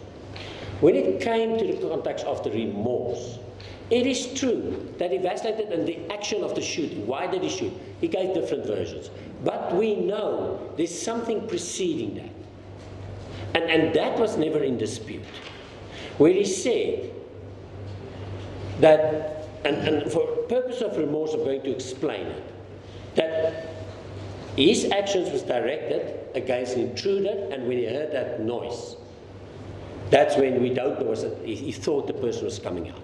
I can only take it to there, because the rest I'm bound to. What did he then do to show if this person was satisfied with his conduct, and was it mere regret, or was it absolutely remorse? We have to look at the surrounding circumstances. And in his mind, and we know what we're dealing with, at the end, it is the deceased Ms. Steenkamp. And his mind, when he realized that, he was beside himself. That's not regret. That's far more than that. And he wanted them to help. And that evidence is given by objective state witnesses. Dr. Stipp. We take it a step further. He said it to Ms. Viljoen as well. But we take it a step further. Ms. van Schalkwyk was appointed at the bail application because of the condition of the accused or respondent at the time. She says his whole concern was the deceased and the family. It was not about himself. That's confirmed by Dr. Hartzenberg. She says that was his focus, the deceased and their family. Before the trial, he tried to make contact. Understandably, they would not want to do that. During the trial, he tried to make contact. Understandably, it was in process. After the trial, he tried to make contact. Understandably, they were not ready for it. But if you look at it composite, and you take it together, that's not mere regret with respect. That would be very unfair to say you don't have remorse for what you've done. All I'm trying to say, it is difficult for the accused or the respondent to think himself out of the box and find himself in a situation where he's blamed that he wanted to kill Ms. Steenkamp because he did not, he protested that. No, Mr. Leroux, let us accept that he believed there was an intruder. The point which I have put to you is, why shooting 4 shots at the intruder through the door? Now, if I may answer that question. We have to look at it to see who the accused is as a person. And we know certain things about him. We know that he has a serious disability. We know that evening he was not on his prosthetic legs. We know it was 3 o'clock in the morning. We know from all the experts that disability over many years has a slow burn effect. They call it pervasive. We know as a child that his upbringing was to be overconscious and sensitive of crime. We know that he had a massive fear for crime. We know that he knew that when he was without his legs on, that he was absolutely vulnerable. And we know from Professor Foster, all of these are not in dispute. We know from Professor Foster's evidence that this man, in addition, has an anxiety disorder. But so, in all that, I think there is all this that you are mentioning, they are mentioned in the record. In all those things, the question still is, why fire more than one shot? Not only fire one more shot, he has a very lethal weapon with him. It wasn't just a gun. So the question is why? Yes, that's the question. I cannot stand here in view of the conviction and justify the 4 shots. What I'm trying to do is to explain the state of mind and say, look at that person. Maybe if I'm able-bodied and I don't suffer from anxiety, disorder, not normal, and I get there, I would be far more calculated and think better. But that person in that situation, 3 o'clock in the morning, did not. He was just firing. It was not firing with that evil intent. It was his reaction as a result of who he was, of something that he had no control over. It's not the person standing there with confidence, that feels that he can protect himself, that feels that he can run away. It's very different. And when we ask that question, why? I'm not, with respect, justifying the 4 shots. That I cannot do. And that was the reason for the conviction. But I'm trying to say, see it in its proper context, who the shots were coming from. Was it coming from this person that has so much confidence, so much reason to have confidence, so much ability to do something else, and it was not? Would you allow me to ask you the converse of this debate? And I want to assume that Foster reasons logically like any other person. He is sleeping, it's in the wee hours of the morning, he hears a noise in the bathroom, he knows that he is disabled, and naturally he gets scared. And he wants to find out what's happening. But in his mind, he's convinced it's an intruder. Let's forget about whether he knew it was River or anybody. He knows there's an intruder. And he knows his life is at stake. He can't run away. He's got a firearm, he shoots at an intruder who is a potential danger to him, but he says, I didn't intend to kill. Now, when you look at the little kid, why would he shoot in that situation? I thought to say, I was in a desperate situation. I knew if this man comes in, I would not be able to run away from him. But not to stand here and say, I do not intend to kill. Yes, this is not just, it's not an ordinary firearm, we're told. Justice Bossiello, maybe just in the first part of your question, if I may refer you to Dr. Derman's evidence, that was also not disputed. And that is, what you get, especially in persons with that disability, that they have an enhanced or an exaggerated fight response because they don't have a flight response. And they tend to go to the danger. And the accused, when he was asked, why did you go, he couldn't explain it because he wouldn't know about that exaggerated startle and fight response. But doesn't that tell you with what I'm saying? He, instead of the flight response, he had the fire response. Because if I don't fire now, this man might come out and kill me. But he says, I didn't intend to kill. Yes. I did not intend to kill this intruder. But what he says is first was to put himself between him and the intruder, to put himself between the intruder and Ms. Steenkamp, because he believed she was in the bed. I understand, yes, I understand that. So what he did is going there was, in the first place, protection. Otherwise, if he just wanted to shoot, the shouting does not make sense. The pause, the standing there, does not make sense. There was more to that. So it was not an evil intent right from the beginning. And he was wrong. I'm not trying, he was wrong in firing the 4 shots. Whatever submission I make, he should not, and that was the finding. The question is very different. Can you just take the 4 shots? With respect to you, I don't accept there's some version that the moment he woke up, he had made up his mind to shoot. I don't think that's how yes, I don't want to look at it like an armchair critic. Whereas I think then. I understand that. That's why I'm thank you, Justice So what, the submission that I make, for purposes of sentence, he's been convicted. That's what it is. But for purpose of sentence, we cannot isolate. And the 4 shots are wrong. The 4 shots are wrong. But it cannot be isolated from the circumstances surrounding that. Who that person was and what circumstances at 3 o'clock in the morning. But this precise argument, Mr. Roux, was already rejected by this court within the context of the conviction.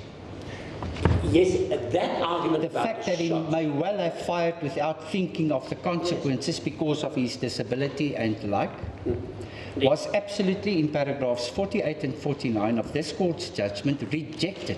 Yes, but the submission that we make, Justice made in the heads, because it was said, and correctly in the context of conviction, that if you look at his conduct, it cannot be rational. It was irrational conduct. We accept the irrational conduct. But when we come to sentencing, that finding of irrational conduct is not a guillotine that would cut out and destroy all mitigation and extenuation. That can never be so. Then you have to look at why was there irrational conduct? And that cannot be ignored. And there was irrational conduct that was explained. You sit with a person that's not like me. No, but we don't have an answer for the irrational conduct. But we don't have an answer for that. But you have for purposes of sentence. What is the answer to that? The answer is, if you look at that person, and again the last part of firing, was it fear, what did it mean? I don't have the answer. That last part is the critical part, Mr. Roux. It's not the end, it is one part. Yes, but it is the critical part. It is an important part, but I don't believe it's critical with respect. You have to... To shoot 4 shots into, are you suggesting, to shoot 4 shots into that small little cubicle where there is no way out is not critical? It is, of course, critical for conviction. It's critical as a factor to take into account of sentence, but it's not so critical that you draw a line through all the other aspects and you ignore the person and you ignore the circumstances of the person. Once on that point, you say it's critical for purposes of merit. It must also be critical for purposes of sentence. Yes. Because he's been sentenced for doing exactly that. Yes, that is of course an important factor. And I'm not debating that, Justice Sariti. But what I'm saying is it's so critical, and to use those words, that it would just delete and destroy all the other factors. And our submission is it cannot be. You have to look at that person who fired those 4 shots incorrectly, to be blamed and whatever, but who was that person and how did this come about? Would it have happened if that person did not suffer from all these disabilities and the slow burn effect? And that's what we submit to you. You have to look at it in the context of that. It's a very different person that we generally see. It's a person there whose control, whose understanding is seriously compromised, whose fear is seriously compromised, rightly or wrongly. Mr. Roux, would it be fair to say that issue has not been exhausted? We've asked you all sorts of questions. Can you leave it to us to see how we deal with it in a judgment? I think we've all taken note of it. I'm sorry, I didn't hear the last part. I think this issue has been adequately debated. Yes. We can't take it any further than that. We've asked all of us all questions of that. You know what our thinking is. But let's leave it. Let's deal with it in a judgment. Are you comfortable with that? You can address Yes, of course. Of course. I'm satisfied that it's before the court. You can address other issues. But that takes it in a step further. And that is when the court, our quote, considered the compelling and substantial circumstances. Of course, she considered the heavy caliber, the 4 shots, the small toilet. But she says this, it's more than that. I also have to look at this person. I have to look at his situation. They all qualify in terms of Malchus and Vilikasi. They all qualify for substantial circumstances. And in her mind, a 15-year sentence, which is for murder, would not make sense. It would not, on the facts before her, be equitable. She experienced what firsthand what was going on there. She could see the emotions on all sides. She could see the pain on all sides. She could see the pressure on all sides. She could see the perceptions and the true facts. And she says in that whole all contacts, when I look at it, how can I impose a 15-year sentence where I get another person walking, he finds someone in his house and he shoot him 4 times. A normal, exactly the same sentence. It would not make sense that you give a sentence of 15 years, which is the minimum prescribed, to a person who fired a shot, he sees someone and he fires a shot in his house. In a day. And he shot him 4 times. In the toilet, wherever. As opposed to this person with the background that I don't want to repeat. As opposed to that, and it doesn't make sense. How can it be the same? How can they receive the same sentence? And that is where the court quoted the trial court. And she says, I refer to Velikazi, and I refer to Malchus, and she refers to those parts where she says, when you as the trial court, in the exercise of your discretion, look at that, and it doesn't make sense to you, that where you feel it's an injustice, and she quoted those cases, and then what she did, she says, these are the circumstances, this is what I found, and it's clear from that in that she built in not only the aggravating, not only the 4 shots, not only the small cubicle, but also the person and the situation that evening. She brings it all together, and she says, therefore, because of what I've listed above, I find that there are compelling and substantial circumstances. She says, but it doesn't stop there. I also have to look further at aggravation, at mitigation. I have to look at the person before me, and then she carries on. And what she did not do, she was unfairly criticized to say, you just looked at rehabilitation. She did not. She says, I hear you about the rehabilitation, but it's not dominant. I must look at all factors. I must look at deterrence. I must look at retribution. And she did. She says that. There is, if you go through a judgment with respect, excuse me. Can I read to you what the judgment says, Mr. Rowe, and tell me if it accords with what you're saying to us? This, in my view, is an indication that accuses a good candidate for rehabilitation, and that the other purpose of punishment, although important, ought not to play a dominant role in the sentencing process. Is that what our law says? Yes, but it goes further than that. No. Yes, that's I'm referring to this paragraph. Let's just deal with this paragraph, which deals with the rehabilitation. Sorry. She says. Just hold on. The question is that the law. Is that what our law says? I think that if you look at all the facts, the law may say, and I think the law tells us that you must balance all those aspects. Isn't that what State Zing says? In the old case, he says that to us. And I think that what she was saying, ought not to play, she says dominant, she says I must balance them all. If you go to the top of 4023, she says the other purposes, mainly retribution, deterrence, are just as important and ought to be properly addressed. So if it comes across at the bottom that she's trying to water it down, she does not. It must be read with the top part. She tries to say that they're all as important. She doesn't want to give preference to the one or the other. And that's what she repeats again. And she says, what I'm not going to do, I'm not going to make the others more dominant. They should not be the greatest of respect, Advocate, my reading and understanding of this paragraph is totally different from this. Well, it clearly says that, that the other purpose of punishment, although important, ought not to play a dominant role in the sentencing process. Yes. In other words, the other purpose of sentence must take the back seat, and rehabilitation must take the front seat. No, how I read it, Justice Reed, and I again have to take up to the top part. I think what she was trying to say is that they must be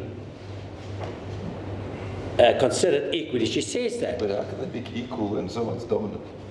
No, she says I must not. Ought not to play a dominant role. What she's saying, I must not make retribution and deterrence dominant. And if you look to the top part, where she says, the other purposes, mainly retribution, deterrence, reformation, prevention, are just as important and ought to be properly addressed. If you read the two together, she was just cautioning that when you look at the factors, be careful not to make deterrence and retribution dominant. treat them the same. She said Is there no decision of this court which says that in case of serious crimes, retribution must play an important role? No, but she gives it, but I don't believe that in every case, looking at the facts, that must be a dominant role. I think that my understanding always of the principles there is, make sure that you properly balance those principles. Don't give one more. In certain cases, of course. In serious crimes, it must be. Yes, but you have to look at the facts. But then it's saying that in serious crimes, that's looking at the fact. For you to determine whether a crime is serious or not, you must look at the facts. Yes. In serious crimes, retribution must also play a very important role. Yes, but I don't read paragraph 4023 that she waters that down. She just warns about the dominant role of that. That's all she does.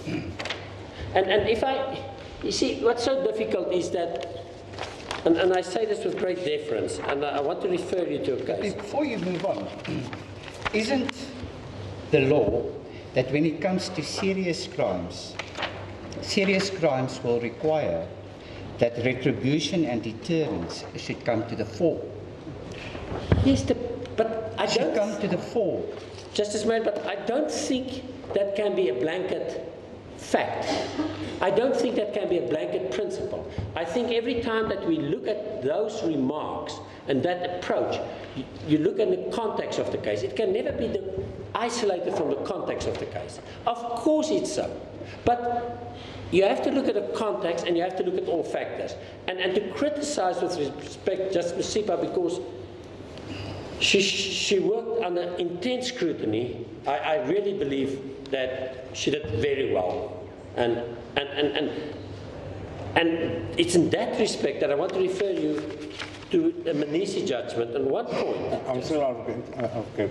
Talking for myself, I'm not criticizing Judge Masipa at all.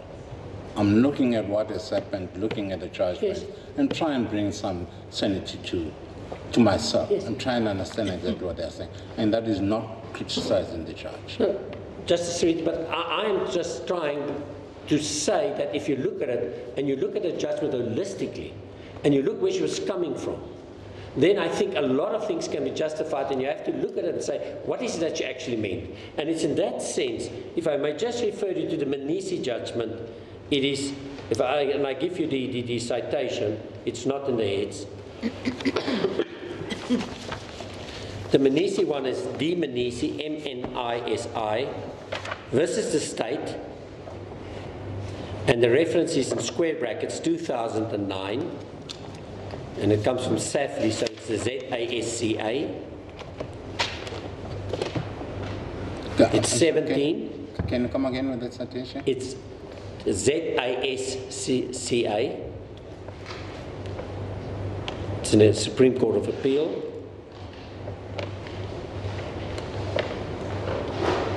17, and I deal with Judge Meyer, she then was with a dissent judgment, but on a different point. But the one point that's instructive is when you go to paragraph 18.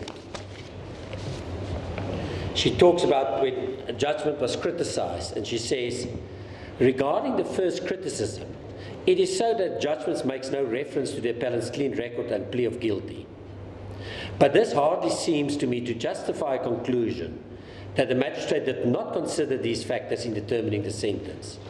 As Davis AJA said some 60 years ago, in the quote, no judgment can ever be perfect and all-embracing, and it does not necessarily follow that because something has not been mentioned, therefore it has not been considered. To my mind, it is inconceivable that an experienced judicial officer, such as, in that case, the regional court magistrate, who daily adjudicates criminal cases, would have overlooked such elementary aspects on the sentencing. And I have no doubt that these factors would have weighed in the mind of the presiding officer. Now, what we say here, when you look at the judgment, excuse me, and when you look at it holistically, it is important to determine what weighed in the mind of the court. And there are two things that seriously weighed in the mind. The one was the fact of the aggravation, that he armed himself. She says that 2 places, that he armed himself with a high caliber, with ammunition, that he fired the 4 shots in this limited space. That's in her mind. In her mind as well is, but I have to look in context, and I understand. He was before me, I saw him. I understand what he said to me. Well, I shot out of fear at that moment. I didn't mean that, and whatever. She understood it, she dealt with that. But she says, together with that, I have to look at the person. And then she looked and she repeats. She repeats basically what I've submitted to you on the vulnerability on this person, his situation. And she says, when I look at that and I balance that, then I come to this decision, and I've quoted Vilakazi, and I've quoted Malchus, that I'm of the view that there are substantial and compelling circumstances. And she says that as such, and she lists that now in a sense as stated before. So she doesn't state it again. Now she's through that process. And then she says, but I'm not going to stop there.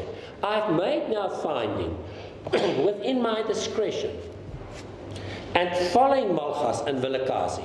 That's not limited in the grounds. Now I'm going to see, now that I've found substantial compelling circumstances, what should be the appropriate sentence? And I'm going, and then she starts the process again. And she goes through the aggravation, the mitigation, factors to be taken into account. She even deals with the perception, but in a very different context. She deals with the perception to say, if there's a natural indignation by society, you must be careful. What is the indignation? Is the indignation because you believe A, or is the indignation because you believe B? And she says that when you look at indignation and the interest, you have to make sure that it's on the correct facts and not on perceived facts. That's all she was really saying. It's not a misconception of perceptions. She was just saying, when you look at a sentence, when you look at a situation, please don't look at it through a prism of perceptions. Look at it through a prism of facts. And what she then does, and she's mindful, this person was sentenced on culpable homicide. He was sentenced in terms of 2761I. She's now mindful of the following, that there's a change. It is dolus eventualis now. And she says, now I can't impose that sentence. I have now to impose a new sentence. But I have to take into account, and she says that he served time. She knows all these facts. What happened to him at the last moment when his correctional supervision is cancelled, it's all is what's happened to him. She takes that into account. I'm sorry if I would just take a sip of water.